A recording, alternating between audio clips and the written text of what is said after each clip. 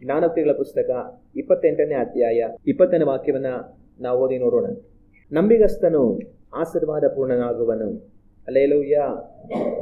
ಈ ವಾಕ್ಯವನ್ನು ನಾವು ಓದುವಾಗ ದೇವರ ವಾಕ್ಯ ನಮಗೆ ಹೇಳೋ ಮಾತೇನಂತಂದ್ರೆ, ನಂಬಿಗಸ್ತನು ಆಶೀರ್ವಾದ ಪೂರ್ಣನಾಗುವನು ಎಂಬುದಾಗಿ. ನಾವೆಲ್ಲರೂ ಆಶೀರ್ವದಿಸಲ್ಪಡಬೇಕಂತ ಇಷ್ಟಪಡ್ತೇವೆ. ಆದರೆ ಯಾವನು ಆಶೀರ್ವಾದ ಪೂರ್ಣನಾಗುವನು? ನಂಬಿಗಸ್ತನು ಆಶೀರ್ವಾದ ಪೂರ್ಣನಾಗುವನು. ಹಲ್ಲೆಲೂಯಾ. ನಾನು ನೀವು ಕರ್ತನಲ್ಲಿ ಎಲ್ಲಾ ಕಾರ್ಯಗಳಲ್ಲಿ ನಂಬಿಗಸ್ತರಾಗಿರುವ ಹಾಗೆ ದೇವರು ನಮಗೆ ಸಹಾಯವನ್ನು ಮಾಡಲಿ. ಹಲ್ಲೆಲೂಯಾ. ಕಟ್ಟ ಕಡೆಗೆ ನಮಗೆ ಬೇಕಾಗಿರೋದು ಒಂದೇ, ಏನು ಅಂತಂತಂದ್ರೆ, ನಾವು ದೇವರ ಮುಂದುಗಡೆಯಲ್ಲಿ ಹೋಗುವಾಗ ಬಲ ನಂಬಿಗಸ್ತನಾದ ಒಳ್ಳೆಯ ಆಳು ನೀನು ಅಂತ ಅವ್ರು ಹೇಳಬೇಕಾಗಿರುವಂತ ಒಂದೇ ಮಾತು ನಮಗೆ ಬೇಕಾಗಿರೋದು. ನಂಬಿಗಸ್ತರು ಅನ್ನೋ ಹೆಸರನ್ನ ಕರ್ತನಿಂದ ನಾನು ನೀವು ಪಡೆದ್ರೆ ಅದಕ್ಕಿಂತ ದೊಡ್ಡ ಸಾರ್ಥಕ ಯಾವುದೂ ಸಹ ಇಲ್ಲ. ಹಲ್ಲೆಲೂಯಾ. ಆಗ ದೇವರ ವಾಕ್ಯ ಹೇಳುತ್ತೆ, ನಂಬಿಗಸ್ತನು ಆಶೀರ್ವಾದ ಪೂರ್ಣನಾಗುವನು ಎಂಬುದಾಗಿ. ನಾವು ಯಾವೆಲ್ಲ ಕಾರ್ಯಗಳಲ್ಲಿ ನಂಬಿಗಸ್ತರಾಗಿರಬೇಕು? ಮೊದಲಾಗಿ ಕರ್ತನಿಗೆ ನಾವು ನಂಬಿಗಸ್ತರಾಗಿರಬೇಕು. ಕರ್ತನಿಗೆ ನಾವು ಯಾವೆಲ್ಲ ಕಾರ್ಯಗಳಲ್ಲಿ ನಂಬಿಗಸ್ತರಾಗಿರಬೇಕು ಅಂತ ಹೇಳಿ ಕೆಲವು ವಿಷಯಗಳನ್ನ ನಾವು ಕಳೆದ ಬಾರಿ ಧ್ಯಾನ ಮಾಡಿದ್ವಿ. ಇವತ್ತು ಸಹ ಕರ್ತನಿಗೆ ನಾವು ಯಾವ ವಿಷಯದಲ್ಲಿ ನಂಬಿಗಸ್ತರಾಗಿರಬೇಕು ಅನ್ನುವಂಥದ್ದನ್ನ ದೇವರ ವಾಕ್ಯದಿಂದ ಇವತ್ತು ನಾವು ಧ್ಯಾನ ಮಾಡಿ ನೋಡೋಣ. ಕರ್ತನಿಗೆ ನಾವು ಯಾವ ವಿಷಯದಲ್ಲಿ ನಂಬಿಗಸ್ತರಾಗಿರಬೇಕು? ಕರ್ತನಿಗೆ ನಾವು ಪ್ರಾರ್ಥನೆಯ ವಿಷಯದಲ್ಲಿ ನಂಬಿಗಸ್ತರಾಗಿರಬೇಕು. ಹಲ್ಲೆಲೂಯಾ. ಕರ್ತನಿಗೆ ಯಾವ ವಿಷಯದಲ್ಲಿ ನಾವು ನಂಬಿಗಸ್ತರಾಗಿರಬೇಕು? ಕರ್ತನಿಗೆ ನಾವು ಪ್ರಾರ್ಥನೆಯ ವಿಷಯದಲ್ಲಿ ನಂಬಿಗಸ್ತರಾಗಿ ಇರಬೇಕು. ಹಲ್ಲೆಲೂಯಾ. ನಾನು ನೀವು ಪ್ರಾರ್ಥನೆ ಮಾಡುವುದಕ್ಕಾಗಿ ಕರೆಯಲ್ಪಟ್ಟಿದ್ದೇವೆ. ನಾನು ನೀವೇನಕ್ಕೋಸ್ಕರವಾಗಿ ಕರೆಯಲ್ಪಟ್ಟಿದ್ದೇವೆ? ನಾನು ನೀವು ಪ್ರಾರ್ಥನೆ ಮಾಡುವುದಕ್ಕಾಗಿ ಕರೆಯಲ್ಪಟ್ಟಿದ್ದೇವೆ. ಅನೇಕ ಕಾರ್ಯಗಳಿಗಾಗಿ ನಾವು ಕರೆಯಲ್ಪಟ್ಟಿದ್ದೇವೆ. ಆದರೆ ಅದರಲ್ಲಿ ಒಂದು, ನಾನು ನೀವು ಪ್ರಾರ್ಥನೆ ಮಾಡುವುದಕ್ಕಾಗಿ ಕರೆಯಲ್ಪಟ್ಟಿದ್ದೇವೆ. ನಾವು ದೇವರ ವಾಕ್ಯವನ್ನು ಓದಿ ನೋಡುವಾಗ ಯೆರೆಮೀಯನ ಪುಸ್ತಕ 33ನೇ ಅಧ್ಯಾಯ 3ನೇ ವಾಕ್ಯವನ್ನು ನಾವು ಓದಿ ನೋಡಿದರೆ ಈ ರೀತಿಯಾಗಿದೆ. ನನ್ನನ್ನು ಕೇಳಿಕೋ, ನಾನು ನನಗೆ ಸದುತರವನ್ನು ದಯಪಾಲಿಸಿ ನಿನಗೆ ತಿಳಿಯದ ಮಹತ್ತಾದ ಗೂಢಾರ್ಥಗಳನ್ನು ಗೋಚರಪಡಿಸುವೆನೆಂಬುದಾಗಿ. ಹಲ್ಲೆಲೂಯಾ. ಇಲ್ಲಿ ದೇವರು ನಮ್ಗೆ ಹೇಳೋ ಮಾತೇನೆಂದ್ರೆ, ನನ್ನನ್ನ ಕೇಳಿಕೋ. ಆಗ ದೇವರು ನಮಗೆ ಹೇಳೋ ಮಾತು ನನ್ನನ್ನ ಕೇಳಿಕೋ. ಹಂಗಂದ್ರೆ ಅರ್ಥ ಏನು? ಪ್ರಾರ್ಥನೆ ಮಾಡು ಅಂತ ದೇವರು ನಮಗೆ ಹೇಳ್ತಾ ಇದ್ದಾರೆ. ಅದು ಮಾತ್ರ ಅಲ್ದಿರ 2ನೇ ಪೂರ್ವಕಾಲ ವೃತ್ತಾಂತ 7ನೇ ಅಧ್ಯಾಯ 14ನೇ ವಾಕ್ಯವನ್ನ ನಾವು ಓದಿ ನೋಡೋಣ. ನನ್ನವರೆಂದು ಹೆಸರುಗೊಂಡ ನನ್ನ ಪ್ರಜೆಗಳು ತಮ್ಮನ್ನು ತಗ್ಗಿಸಿಕೊಂಡು ತಮ್ಮ ಕೆಟ್ಟ ನಡವಳಿಕೆಯನ್ನು ಬಿಟ್ಟು ತಿರುಗಿಕೊಂಡು ನನ್ನನ್ನು ಪ್ರಾರ್ಥಿಸಿ ನನ್ನ ದರ್ಶನವನ್ನು ಬಯಸುವುದಾದರೆ ನಾನು ಪರಲೋಕದಿಂದ ಲಾಲಿಸಿ ಅವರ ಪಾಪಗಳನ್ನು ಕ್ಷಮಿಸಿ ಅವರ ದೇಶದಲ್ಲಿ ಆರೋಗ್ಯವನ್ನು ದಯಪಾಲಿಸುವೆನು. ದೇವರು ನಾನು ನನ್ನ ಜನಗಳ ಪಾಪವನ್ನು ಕ್ಷಮಿಸಿ ಅವರ ದೇಶದಲ್ಲಿ ಆರೋಗ್ಯವನ್ನು ಕೊಡುತ್ತೀನಿ ಅಂತ ಹೇಳ್ತಾರೆ. ಆದರೆ ಈ ಕಾರ್ಯವನ್ನು ದೇವರು ಮಾಡಬೇಕಂತಂದ್ರೆ ತನ್ನ ಜನಗಳು ಮಾಡಬೇಕಾಗಿರುವಂತ ಕೆಲವೊಂದು ಕಾರ್ಯಗಳಿದೆ. ಅದರಲ್ಲಿ ಒಂದು ಏನಂತಂದ್ರೆ, ಅವರು ದೇವರನ್ನು ನೋಡಿ ಪ್ರಾರ್ಥನೆ ಮಾಡಬೇಕು ಅಂತ ಹೇಳ್ತಾರೆ. ನಮ್ಮ ಪಾಪಗಳು ಕ್ಷಮಿಸಲ್ಪಡಬೇಕಾದ್ರೆ, ದೇವರು ನಮಗೆ ಸೌಖ್ಯವನ್ನು ಕೊಡಬೇಕಾದ್ರೆ ನಾವು ಮಾಡಬೇಕಾಗಿರುವ ಅನೇಕ ಕಾರ್ಯಗಳಲ್ಲಿ ಒಂದು ಪ್ರಾರ್ಥನೆಯನ್ನ ನಾವು ಮಾಡಬೇಕು. ಹಲ್ಲೆಲೂಯಾ. ಅದು ಮಾತ್ರ ಅಲ್ದಿರ ಲೂಕನ ಬರೆದಂತ ಸುವಾರ್ತೆ 11ನೇ ಅಧ್ಯಾಯ ವಾಕ್ಯಗಳು 9 ಮತ್ತು 10 ನಾವು ಓದಿ ನೋಡಿದರೆ ಈ ರೀತಿಯಾಗಿದೆ. ಹಾಗೆಯೇ ನಾನು ನಿಮಗೆ ಹೇಳುವುದೇನೆಂದರೆ, ಬೇಡಿಕೊಳ್ಳಿರಿ ನಿಮಗೆ ದೊರೆಯುವುದು, ಹುಡುಕಿರಿ ನಿಮಗೆ ಸಿಕ್ಕುವುದು, ತಟ್ಟಿರಿ ನಿಮಗೆ ತೆರೆಯುವುದು.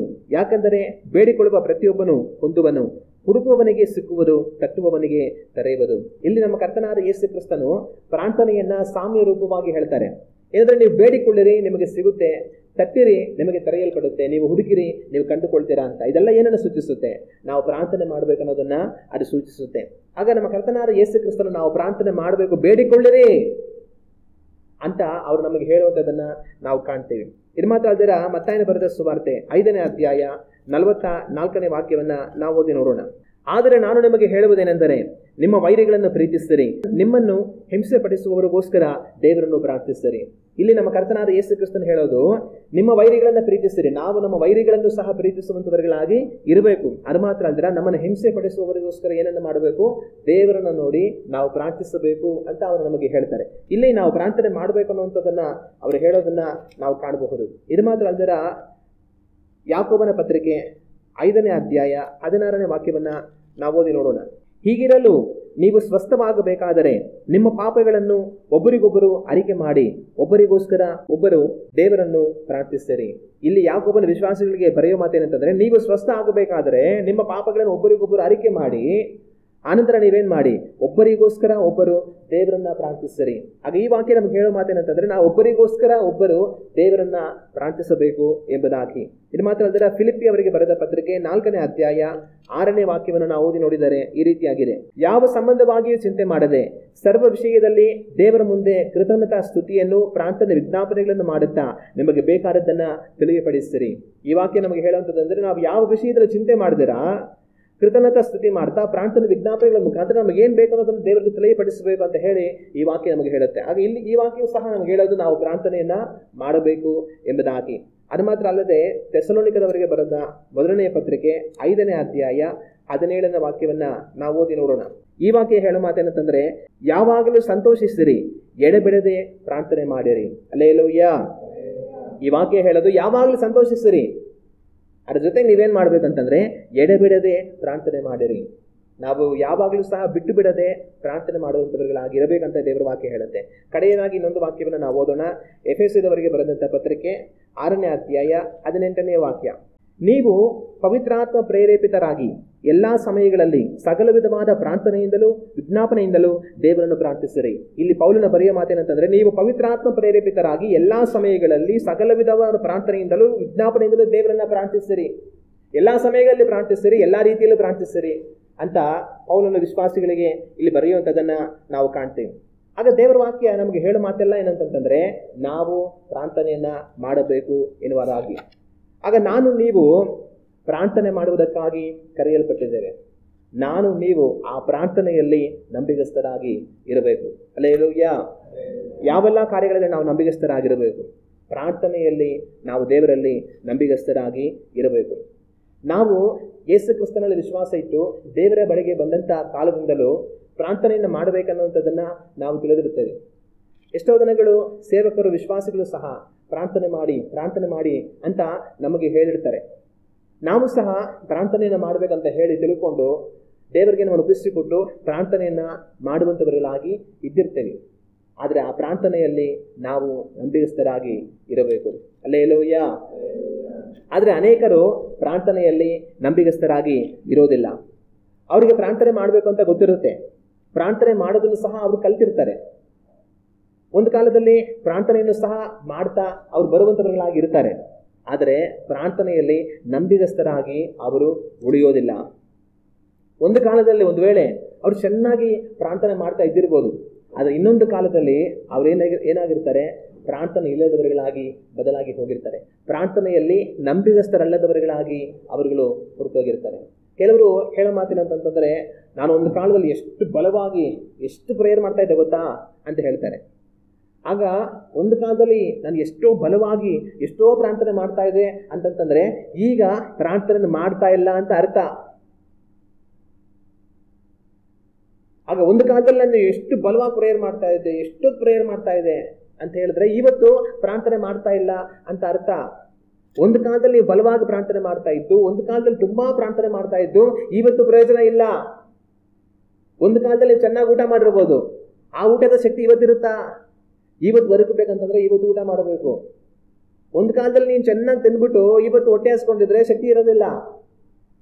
ಆಗ ಆವತ್ತು ತಿಂದಿರೋದು ಆವತ್ತಕ್ಕೆ, ಆದರೆ ಇವತ್ತು ನಮಗೆ ಬಲ ಬೇಕು ಅಂತಂದ್ರೆ ಇವತ್ತು ನಾವು ತಿನ್ನಬೇಕು.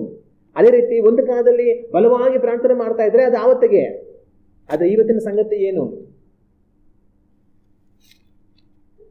ಆವತ್ತು ಬಲವಾಗಿ ಪ್ರಾರ್ಥನೆ ಮಾಡ್ತಾ ಇದ್ದೆ, ಆಗ ತುಂಬಾ ಪ್ರಾರ್ಥನೆ ಮಾಡ್ತಾ ಇದೆ ಅನ್ನೋದ್ರಿಂದ ಪ್ರಯೋಜನ ಇಲ್ಲ. ಇವತ್ತು ನೀವು ಯಾವ ತರ ಪ್ರಾರ್ಥನೆ ಮಾಡ್ತಾ ಇದ್ದೀರಾ ಅದು ಪ್ರಯೋಜನ. ಒಂದ್ ಕಾಲದಲ್ಲಿ ತುಂಬಾ ನಾನು ಪ್ರೇಯರ್ ಮಾಡ್ತಾ ಇದ್ದೆ ಅಂತ ಹೆಮ್ಮೆ ಪಡೋರು ಇದ್ದಾರೆ. ಒಂದ್ ಕಾಲದಲ್ಲಿ ತುಂಬಾ ಪ್ರೇಯರ್ ಮಾಡ್ತಾ ಇದ್ದು ಇವತ್ತೇನು ಪ್ರಯೋಜನ? ಇವತ್ತೇನು ಮಾಡ್ತಾ ಇದ್ದೀರಾ ಅದು ಪ್ರಶ್ನೆ. ಪ್ರಾರ್ಥನೆಯಲ್ಲಿ ನಾನು ನೀವು ನಂಬಿಗಸ್ತರಾಗಿ ಇರಬೇಕು. ಒಂದು ವೇಳೆ ಒಂದು ಕಾಲದಲ್ಲಿ ತುಂಬಾ ಬಲವಾಗಿ ಪ್ರಾರ್ಥನೆ ಮಾಡ್ತಾ ಇದ್ದು ಇವತ್ತು ಅದೇ ಬಲದಿಂದ ಪ್ರಾರ್ಥನೆ ಮಾಡ್ತಾ ಇಲ್ಲ, ತುಂಬಾ ಸಮಯ ಪ್ರಾರ್ಥನೆ ಮಾಡ್ತಾ ಇಲ್ಲ ಅಂತಂತಂದ್ರೆ ನೀವು ಪ್ರಾರ್ಥನೆಯಲ್ಲಿ ನಂಬಿಗಸ್ತರು ಅಲ್ಲ. ಆದ್ರೆ ಒಂದು ಕಾಲದಲ್ಲಿ ತುಂಬಾ ಪ್ರಾರ್ಥನೆ ಮಾಡ್ತಾ ಇದ್ದು, ಬಲವಾಗಿ ಪ್ರಾರ್ಥನೆ ಮಾಡ್ತಾ ಇದ್ದು, ಇವತ್ತು ಸಹ ನೀವು ತುಂಬಾ ಪ್ರಾರ್ಥನೆ ಮಾಡ್ತಾ ಇದ್ರೆ, ಇವತ್ತು ಬಲವಾಗಿ ಪ್ರಾರ್ಥನೆ ಮಾಡ್ತಾ ಇದ್ರೆ ನೀವು ಪ್ರಾರ್ಥನೆಯಲ್ಲಿ ನಂಬಿಗಸ್ತರು. ಆಗ ನಾನು ನೀವು ಪ್ರಾರ್ಥನೆ ಮಾಡುವುದಕ್ಕಾಗಿ ಕರೆಯಲ್ಪಟ್ಟಿದ್ದೇವೆ. ಆದ್ರೆ ಆ ಪ್ರಾರ್ಥನೆಯಲ್ಲಿ ನಾವು ನಂಬಿಗಸ್ತರಾಗಿ ಇರಬೇಕು. ಹಲ್ಲೆಲೂಯಾ.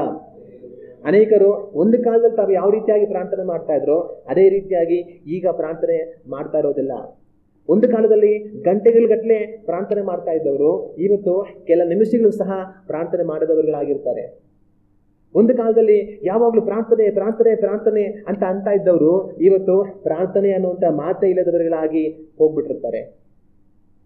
ಪ್ರಾರ್ಥನೆಯಲ್ಲಿ ನಂಬಿಗಸ್ತರು ಅಲ್ಲದವರು. ನಾನು ನೀವು ಪ್ರಾರ್ಥನೆ ಮಾಡುವುದಕ್ಕಾಗಿ ಕರೆಯಲ್ಪಟ್ಟಿದ್ದೇವೆ. ಆ ಪ್ರಾರ್ಥನೆಯಲ್ಲಿ ನಾವು ನಂಬಿಗಸ್ತರಾಗಿರಬೇಕು. ಆದರೆ ಈ ವಾಕ್ಯವನ್ನು ಇವತ್ತು ನಾವು ಧ್ಯಾನ ಮಾಡುವಂಥ ಈ ಸಮಯದಲ್ಲಿ ನಮ್ಮ ಬಗ್ಗೆ ನಾವು ಯೋಚನೆ ಮಾಡಿ ನೋಡೋಣ. ನಾನು ನೀವು ಪ್ರಾರ್ಥನೆಯಲ್ಲಿ ನಂಬಿಗಸ್ತರಾಗಿದ್ದೇವಾ? ಒಂದು ಕಾಲದಲ್ಲಿ ನಾವು ಪ್ರಾರ್ಥನೆ ಮಾಡ್ತಾ ಇದ್ದ ರೀತಿಯಲ್ಲಿ ಇವತ್ತು ನಾವು ಪ್ರಾರ್ಥನೆ ಮಾಡ್ತಾ ಇದ್ದೇವಾ? ಅಥವಾ ಒಂದು ವೇಳೆ ನಾವು ಪ್ರಾರ್ಥನೆಯನ್ನ ಬಿಟ್ಟುಬಿಟ್ಟವರುಗಳಾಗಿ ಇದ್ದೇವಾ? ಯೋಚನೆ ಮಾಡೋಣ. ಪ್ರಾರ್ಥನೆಯಲ್ಲಿ ನಾವು ನಂಬಿಗಸ್ತರಾಗಿ ಇರಬೇಕು. ಒಂದು ವೇಳೆ ನಾವು ಮೊದಲು ಒಂದು ಕಾಲದಲ್ಲಿ ಯಾವ ಥರ ಪ್ರಾರ್ಥನೆ ಮಾಡ್ತಾ ಇದ್ನೋ ಇವತ್ತು ಅದೇ ರೀತಿಯಾಗಿ ಪ್ರಾರ್ಥನೆ ಮಾಡ್ತಾ ಇದ್ರೆ ದೇವರಿಗೆ ಸ್ತೋತ್ರ. ನಾವು ಪ್ರಾರ್ಥನೆಯಲ್ಲಿ ನಂಬಿಗಸ್ತರು. ಆದರೆ ಒಂದು ಕಾಲದಲ್ಲಿ ಚೆನ್ನಾಗಿ ಪ್ರಾರ್ಥನೆ ಮಾಡ್ತಾ ಇದ್ದೆ, ಇವತ್ತು ಆ ರೀತಿಯಾಗಿ ನಾನು ಪ್ರಾರ್ಥನೆ ಮಾಡ್ತಾ ಇಲ್ಲ ಅಂತಂತಂದ್ರೆ ನಾವು ಪ್ರಾರ್ಥನೆಯಲ್ಲಿ ಅಪನಂಬಿಗಸ್ತರಾಗಿ ಹೋಗಿದ್ದೇವೆ. ಆದರೆ ನಾವು ಇವತ್ತೇ ಮನೆ ತಿರುಗಿ ದೇವರಿಗೆ ನಮ್ಮನ್ನು ಒಪ್ಪಿಸಿಕೊಟ್ಟು ತಿರುಗಿ ನಮ್ಮ ಅಪೂರ್ವ ಪ್ರಾರ್ಥನೆ ಅನುಭವಕ್ಕೆ ನಾವು ಹೊರಟು ಹೋಗಬೇಕು. ದೇವರೊಟ್ಟಿಗೆ ನಾವು ನಡೆಯುವಂಥ ಒಂದು ಜೀವಿತದಲ್ಲಿ ಕಾಲಗಳು ಕಳೆಯುತ್ತಾ ಪ್ರಾರ್ಥನೆ ನಮ್ಮಲ್ಲಿ ಹೆಚ್ಚಾಗಬೇಕು. ಆದರೆ ಪ್ರಾರ್ಥನೆ ನಮ್ಮಲ್ಲಿ ಕಡಿಮೆ ಆಗಬಾರದು. ಇವತ್ತು ನಮ್ಮ ಪ್ರಾರ್ಥನಾ ಜೀವಿತ ಯಾವ ರೀತಿಯಾಗಿದೆ ಒಂದು ಕ್ಷಣ ನಮ್ಮನ್ನು ನಾವು ಯೋಚನೆ ಮಾಡಿ ನೋಡೋಣ. ಹೆಚ್ಚಾಗಿ ಪ್ರಾರ್ಥನೆ ಮಾಡುವುದಕ್ಕಾಗಿ ನಮ್ಮನ್ನು ನಾವು ಒಪ್ಪಿಸಿಕೊಡೋಣ. ಪ್ರಾರ್ಥನೆಯಲ್ಲಿ ನಂಬಿಗಸ್ತರಾಗಿರುವುದಕ್ಕೋಸ್ಕರವಾಗಿ ನಮ್ಮನ್ನು ನಾವು ಒಪ್ಪಿಸಿಕೊಡೋಣ. ಈ ರೀತಿ ಉಪದೇಶಗಳು ಕೇಳುವಾಗ ಕೆಲವೊಂದ್ಸಲಿ ಕೆಲವರು ತೀರ್ಮಾನ ಮಾಡ್ತಾರೆ. ಏನಂದರೆ, ನಾನು ಪ್ರಾರ್ಥನೆಯನ್ನು ಇನ್ನು ಬಿಡೋದೇ ಇಲ್ಲ, ಪ್ರತಿ ದಿವಸ ನಾನು ಪ್ರಾರ್ಥನೆ ಮಾಡ್ತೀನಿ ಅಂತ ತೀರ್ಮಾನ ತಗೊಂಡು ಪ್ರಾರಂಭ ಮಾಡ್ತಾರೆ ಪ್ರಾರ್ಥನೆ ಮಾಡೋದಕ್ಕೆ. ಆದರೆ ಎಷ್ಟು ದಿನ ಪ್ರಾರ್ಥನೆ ಮಾಡ್ತಾರೆ? 2 ದಿವಸ, 3 ದಿವಸ, 4 ದಿವಸ, ಇಲ್ಲ ಒಂದು ವಾರ. ಆದರೆ ಆಮೇಲೆ ಏನಾಗುತ್ತೆ, ಕಾಲಕ್ರಮೇಣ ತಿರುಗಿ ಅವ್ರು ಹಂಗೆ ಪ್ರಾರ್ಥನೆಯಲ್ಲಿ ಬಿದ್ದು ಹೋಗ್ತಾರೆ. ಆದರೆ ನಾನು ನೀವು ಆ ರೀತಿಯಾಗಿರಬಾರ್ದು. ಪ್ರಾರ್ಥನೆಯಲ್ಲಿ ನಂಬಿಗಸ್ತರಾಗಿ ಕಡೆಯವರೆಗೂ ಒಂದೇ ರೀತಿಯಾದ ಪ್ರಾರ್ಥನಾ ಜೀವಿತವನ್ನು ನಾವು ಹೊಂದಿರುವಂಥವರುಗಳಾಗಿ ಇರಬೇಕು. ಹಲ್ಲೆಲೂಯಾ. ನಾನು ನೀವು ಪ್ರಾರ್ಥನೆಯಲ್ಲಿ ನಂಬಿಗಸ್ತರಾಗಿರಬೇಕು. ಆದರೆ ನಾನು ನೀವು ಪ್ರಾರ್ಥನೆಯಲ್ಲಿ ಯಾವ ಕಾರಣಕ್ಕೆ ನಂಬಿಗಸ್ತರಾಗಿರಬೇಕು? ಒಂದು ವೇಳೆ ನಾವು ಪ್ರಾರ್ಥನೆಯಲ್ಲಿ ನಂಬಿಗಸ್ತರಾಗಿಲ್ಲದೆ ಹೋದರೆ ಏನಾಗುತ್ತೆ? ನಾವು ಯಾವ ಕಾರಣಕ್ಕೆ ಪ್ರಾರ್ಥನೆಯಲ್ಲಿ ನಂಬಿಗಸ್ತರಾಗಿರಬೇಕು ಅಂತಂತಂದರೆ, ಪ್ರಾರ್ಥನೆ ಅನ್ನೋದು ದೇವರೊಟ್ಟಿಗಿನ ಐಕ್ಯತೆಯನ್ನು ಸೂಚಿಸುತ್ತೆ. ಪ್ರಾರ್ಥನೆ ಅನ್ನೋದು ದೇವರೊಟ್ಟಿಗಿನ ಅನ್ಯೋನ್ಯತೆಯನ್ನು ಅದು ಸೂಚಿಸುತ್ತೆ. ಒಂದು ವೇಳೆ ನಾವು ಪ್ರಾರ್ಥನೆಯಲ್ಲಿ ನಂಬಿಗಸ್ತರಲ್ಲ ಅಂತಂತಂದರೆ ದೇವರೊಟ್ಟಿಗಿನ ನಮ್ಮ ಐಕ್ಯತೆ ಅದು ಕೆಟ್ಟೋಗ್ತಾ ಇದೆ ಅಂತ ಅರ್ಥ. ದೇವರೊಟ್ಟಿಗಿನ ಐಕ್ಯತೆ ಅದು ಸರಿಯಾಗಿ ಇಲ್ಲ ಅಂತ ಅರ್ಥ. ದೇವರು ಮೊಟ್ಟ ಮೊದಲಾಗಿ ನಾವು ಪ್ರಾರ್ಥನೆ ಮಾಡಬೇಕು ಅಂತ ಯಾಕೆ ಹೇಳ್ತಾರೆ? ನಾವು ಪ್ರಾರ್ಥನೆ ಮಾಡಿಲ್ಲ ಅಂತಂದರೆ ಏನು? ನಾವು ಪ್ರಾರ್ಥನೆ ಮಾಡಿಲ್ಲ ಅಂತಂತಂದರೆ ನಾವು ಪ್ರಾರ್ಥನೆ ಮಾಡಿನೇ ದೇವರು ನಮಗೋಸ್ಕರ ಏನೋ ಕಾರ್ಯಗಳು ಮಾಡಬೇಕನ್ನೋ ಅಗತ್ಯ ಏನು? ನಾವು ಪ್ರಾರ್ಥನೆ ಮಾಡೋದಕ್ಕೆ ಮುಂಚೆನೇ ದೇವರಿಗೆ ನಮಗೆ ಬೇಕಾಗಿರುವಂಥ ಕಾರ್ಯಗಳು ಗೊತ್ತಿಲ್ವಾ? ನಾವು ಪ್ರಾರ್ಥನೆ ಮಾಡೋದಕ್ಕಿಂತ ಮುಂಚೆನೇ ದೇವರಿಗೆ ಎಲ್ಲವೂ ಗೊತ್ತು. ಆದರೂ ಸಹ ದೇವರು ನಮಗೆ ಪ್ರಾರ್ಥನೆ ಮಾಡಿ ಅಂತ ಯಾಕೆ ಹೇಳ್ತಾರೆ? ನಾವು ಪ್ರಾರ್ಥನೆ ಮಾಡಿದಿರನೇ ದೇವರು ನಮಗೋಸ್ಕರ ಬೇಕಾಗಿರುವಂಥ ಕಾರ್ಯಗಳನ್ನು ಯಾಕೆ ಮಾಡಬಾರ್ದು? ಯಾಕೆ ದೇವರು ಪ್ರಾರ್ಥನೆ ಮಾಡಿ ಅಂತ ಹೇಳ್ತಾರೆ ಅಂತಂತಂದರೆ, ಪ್ರಾರ್ಥನೆ ದೇವರೊಟ್ಟಿಗಿನ ಅದು ಅನ್ಯೋನ್ಯತೆಯಾಗಿದೆ. ಪ್ರಾರ್ಥನೆ ಏನೋ ನಾವು ದೇವರು ಕೇಳ್ತೀವಿ, ದೇವರು ನಮಗೆ ಕೊಟ್ಬಿಡ್ತಾರೆ, ನಾವು ಹೋಗ್ಬಿಡ್ತೀವಿ ಅನ್ನೋದಲ್ಲ. ಆದರೆ ಪ್ರಾರ್ಥನೆ ಕೇವಲ ಕೇಳಿ ಪಡೆಯೋದಕ್ಕಿಂತಲೂ ಮೇಲಾದದ್ದು. ಪ್ರಾರ್ಥನೆ ದೇವರೊಟ್ಟಿಗಿನ ಅನ್ಯೋನ್ಯತೆ, ದೇವರೊಟ್ಟಿಗಿನ ಸಂಬಂಧವನ್ನು ಅದು ನಮಗೆ ಸೂಚಿಸುತ್ತೆ. ದೇವರು ನಮ್ಮೊಟ್ಟಿಗೆ ಅನ್ಯೋನ್ಯತೆಯಲ್ಲಿರಬೇಕಂತ ಹೇಳಿ ಇಷ್ಟಪಡ್ತಾರೆ. ಅದರಿಂದ ನಾವು ದೇವರೊಟ್ಟಿಗಿನ ಅನ್ಯೋನ್ಯತೆಗೆ ಬರಬೇಕಂತ ಹೇಳಿ ದೇವರು ನಮ್ಮನ್ನು ಪ್ರಾರ್ಥನೆಗೋಸ್ಕರವಾಗಿ ಕರೀತಾರೆ. ಒಂದು ವೇಳೆ ನಾವು ಪ್ರಾರ್ಥನೆ ಮಾಡಿದ್ರೇ ದೇವರು ನಮ್ಗೇನು ಬೇಕು ಎಲ್ಲ ಕೊಟ್ಟು ಎಲ್ಲ ಮಾಡ್ತಾ ಇದ್ರೆ ನಾವೇನು ಮಾಡ್ತೀವಿ? ದೇವ್ರ ಹತ್ರ ಹೋಗ್ತೀವಾ? ಇವಾಗ ಉದಾಹರಣೆ, ಕೆಲವರು ಈ ರೀತಿ ಜನ ಇರ್ತಾರೆ. ಒಂದು ವೇಳೆ ಯಾರೋ ಕಷ್ಟದಲ್ಲಿದ್ದಾರೆ ಅಂತ ಅಂದ್ಕೊಳ್ಳೋಣ. ಅವರಿಗೆ ಯಾರೋ ಅನುಕೂಲವಾಗಿರುವಂಥವ್ರು ಸಹಾಯ ಮಾಡಬೇಕಂತ ತೀರ್ಮಾನ ಮಾಡಿ ಪ್ರತಿ ತಿಂಗಳು ಅವರು ಸಹಾಯಕ್ಕೋಸ್ಕರ ಅವರ ಬ್ಯಾಂಕ್ ಅಕೌಂಟ್ಗೆ ದುಡ್ಡು ಕಳಿಸ್ತಾ ಇರ್ತಾರೆ. ಒಂದ್ಸಲ ಈ ರೀತಿ ಹೇಳಿದ್ರು ನನಗೊಬ್ಬರು. ಈ ರೀತಿ ಯಾರೋ ಒಬ್ಬರು ಇನ್ನೊಬ್ಬರಿಗೆ ಸಹಾಯ ಮಾಡ್ತಾ ಇದ್ದಾರೆ. ಸಹಾಯ ಮಾಡ್ತಾ ಇರ್ತಾರೆ. ಮಾಡುವಾಗಲೆಲ್ಲ ಅವರಿಂದ ಇವರಿಗೆ ಯಾವುದೇ ಕರೆ ಬರೋದಿಲ್ಲ, ಅವ್ರು ಇವ್ರ ಹತ್ರ ಏನು ಮಾತಾಡೋದಿಲ್ಲ, ಏನು ಮಾಡೋದಿಲ್ಲ. ಆದರೆ ಒನ್ ಟೈಮಲ್ಲಿ ಏನಾಯ್ತು ಅಂತಂತಂದರೆ, ಇವರು ಕಳಿಸ್ತಾ ಇದ್ದಂಥ ಆ ಸಹಾಯವನ್ನು ಕಳಿಸೋದಕ್ಕೆ ಆಗಿಲ್ಲ. ಅದೇ ಸಹಜವಾಗಿ ಒಂದೇ ಟೈಮಲ್ಲಿ ಪ್ರತಿ ತಿಂಗಳು ಅವ್ರು ಕಳಿಸ್ಕೊಡ್ತಾ ಇದ್ರು. ಆದರೆ ಒಂದು ಟೈಮಲ್ಲಿ ಅವ್ರು ಕಳಿಸೋದಕ್ಕಾಗ್ದಿರ ಒಂದು ಸ್ವಲ್ಪ ದಿವಸ ತಡ ಆದ್ಮೇಲಿಂದ ಆ ಕಡೆಯಿಂದ ಫೋನ್ ಬಂದಂತೆ ಅವ್ರಿಗೆ. ಫೋನ್ ಬಂದ್ಬಿಟ್ಟು ಮಾತಾಡ್ತಾ ಇದ್ದಾರೆ. ಸರಿ ಮಾತಾಡ್ಬಿಟ್ಟು ಇಟ್ರಂತೆ. ಅವಾಗ ಇವರು ನನ್ನ ಹತ್ರ ಮಾತಾಡ್ತಾ ನನಗೆ ಹೇಳಿದ್ರು, ನಾನು ಯಾವಾಗಲೂ ಅವ್ರಿಗೆ ಸಹಾಯ ಮಾಡ್ತಾ ಇದ್ದಾಗ ಅವರು ಯಾವತ್ತೂ ನನಗೆ ಕರೆ ಮಾಡಿ ನನ್ನ ಹತ್ರ ಮಾತಾಡಲೇ ಇಲ್ಲ. ಆದರೆ ಒಂದು ಟೈಮಲ್ಲಿ ನಾನೇನು ಮಾಡೋಕ್ಕಾಗಿಲ್ಲ, ಸ್ವಲ್ಪ ತಡೆ ಆಗ್ಬಿಡ್ತು. 2 ದಿವಸ ಆದಮೇಲೆ ಫೋನ್ ಬಂತು, ಬ್ರದರ್ ಚೆನ್ನಾಗಿದ್ದೀರಾ, ಏನು ಮಾಡ್ತಾ ಇದ್ದೀರಾ, ಮನೆಯಲ್ಲೆಲ್ಲ ಹೆಂಗಿದ್ದಾರೆ, ಹೌದಾ ಸರಿ ಬ್ರದರ್ ಸುಮ್ಮನೆ ಮಾತಾಡೋಣ ಅಂತ ಫೋನ್ ಮಾಡಿದೆ ಬ್ರದರ್. ಆವಾಗ ಇವ್ರಿಗೆ ಅರ್ಥ ಆಯಿತು, ಇವ್ರು ಫೋನ್ ಮಾಡೋದಕ್ಕೆ ಅಂದರೆ ದುಡ್ಡು ತಿಂಗಳು ಬರ್ತಾ ಇತ್ತು, ಯಾಕೆ ಬಂದಿಲ್ಲ, ಏನಾಯ್ತೋ ಏನೋ ಗೊತ್ತಿಲ್ಲ, ಯಾಕ್ರಿ ದುಡ್ಡು ಬೇಕು ಅಂತ ಹೇಳೋದನ್ನ ಹೇಳಿದ್ರ ಇಂಡೈರೆಕ್ಟಾಗಿ ಫೋನ್ ಮಾಡಿ ಚೆನ್ನಾಗಿದ್ದೀರಾ, ಎಲ್ಲ ಚೆನ್ನಾಗಿದ್ದಾರೆ ಮನೆಯಲ್ಲಿ, ತುಂಬ ಸಂತೋಷ ಬ್ರದರ್ ಅಂತೇಳಿ. ಆವಾಗ ಇವ್ರು ಹತ್ರ ಏನು ಹೇಳೋದಂತಂದರೆ ನಾನು ತಿಂಗಳು ಅವ್ರು ಕಳಿಸ್ತಾ ಇದ್ದಾಗ ಒಂದ್ಸರಿನಾದ್ರು ಅವ್ರು ಫೋನ್ ಮಾಡಿ ಚೆನ್ನಾಗಿದ್ದೀರಾ, ಏನು ಮಾಡ್ತಾ ಇದ್ದೀರಾ, ಎಲ್ಲಿದ್ದೀರಾ ಅಂತ ಕ್ಷೇಮ ಸಮಾಚಾರವನ್ನು ವಿಚಾರಿಸಲಿಲ್ಲ. ಬ್ಯಾಂಕಿಗೆ ಬರ್ತಾ ಇದ್ದಲ್ಲ ದುಡ್ಡು, ಇನ್ನೇನು ಬರ್ತಾ ಇರುತ್ತೆ ಬಿಡು ಅಂತ ಅಂದ್ಕೊಂಡು. ಆದರೆ ಯಾವತ್ತು ಬಂದಿಲ್ವೋ ಆವಾಗ ಏನು ಮಾಡಿದ್ರು ಅವ್ರು ಫೋನ್ ಮಾಡಿದ್ರು. ಆಗ ಅವ್ರಿಗೇನಂತಂದರೆ ನನ್ನ ಒಂದು ಅನ್ಯೋನ್ಯತೆ ಅವ್ರಿಗೆ ಬೇಡ, ದುಡ್ಡು ಮಾತ್ರ ಬೇಕು. ಸೊ ದುಡ್ಡು ಬರ್ತಾ ಇದ್ದಾಗಲ್ಲ ತಿರುಗಿ ನೋಡ್ತಾ ಇರಲಿಲ್ಲ, ದುಡ್ಡು ಬಂದಿಲ್ವಾ ಬ್ರದರ್ ಚೆನ್ನಾಗಿದ್ದೀರಾ ಅಂತ ಫೋನು ಅಂತ ಹೇಳ್ತಾ ಇದ್ರು. ಆವಾಗ ಇದೇ ರೀತಿಯೇ ದೇವರು ನಮ್ಗೆ ಬೇಕಾದೆಲ್ಲ ಕೊಡ್ತಾ ಇದ್ರೆ ನಾವೇನು ಮಾಡ್ತೀವಿ, ಆ ಕಡೆ ಹೋಗ್ತಾ ಇರ್ತೀವಿ, ಬರೋದೆಲ್ಲ ಬರ್ತಾ ಇದ್ದೀವಿ ಇನ್ನೇನು ಅಂತ ಬೇರೆ ಕಡೆ ಹೋಗ್ತಾ ಇರ್ತೀವಿ. ಆದರೆ ಆವಾಗ ದೇವ್ರು ಏನು ಮಾಡ್ತಾರೆ ಅಂತಂದ್ರೆ ಎಲ್ಲಿ ಕಟ್ ಮಾಡ್ಬೇಕು ಅಲ್ಲಿ ಕಟ್ ಮಾಡ್ತಾರೆ. ಆವಾಗ ನಾವೇನು ಮಾಡ್ತೀವಿ, ಸ್ವಾಮಿ ಯಾಕಪ್ಪ ಅಂತ ದೇವ್ರ ಕಡೆ ತಿರ್ಕೊಂತೀವಿ. ಆಗ ದೇವರು ನಮ್ಮೊಡನೆ ಅನ್ಯೋನ್ಯತೆಯಲ್ಲಿ ಇರಬೇಕಂತ ಬಯಸ್ತಾರೆ, ನಾವು ದೇವರೊಟ್ಟಿಗೆ ಅನ್ಯೋನ್ಯತೆಯಲ್ಲಿ ಇರಬೇಕಂತ ದೇವರು ಬಯಸ್ತಾರೆ. ಅದಕ್ಕೋಸ್ಕರವಾಗಿ ದೇವರು ಏನು ಮಾಡ್ತಾರೆ ಅಂತಂತಂದರೆ ಪ್ರಾರ್ಥನೆ ಅನ್ನುವಂಥ ಒಂದು ಸಂಪರ್ಕವನ್ನು ಇಟ್ಟಿದ್ದಾರೆ. ನೀನು ಪ್ರಾರ್ಥನೆ ಮಾಡು, ನಾನು ನಿನಗೇನು ಬೇಗ ಮಾಡ್ತೀನಿ. ನೀನು ಪ್ರಾರ್ಥನೆ ಮಾಡಿಲ್ಲ ಅಂದರೆ ನನಗೆ ಅದು ಗೊತ್ತಿಲ್ಲ ಅಂತಲ್ಲ, ನೀನು ಪ್ರಾರ್ಥನೆ ಮಾಡಿಲ್ಲ ಅಂತಂದರೆ ನಾನು ಕೊಡೋದಿಲ್ಲ ಅಂತಲ್ಲ. ಆದರೆ ನನಗೆ ನೀನು ಬೇಕು, ನಿನ್ನ ಜೊತೆ ನನ್ನ ಐಕ್ಯತೆಯಲ್ಲಿ ಇರಬೇಕು, ನಿನ್ನ ಜೊತೆ ನಾನು ಅನ್ಯೋನ್ಯತೆಯಲ್ಲಿ ಇರಬೇಕು.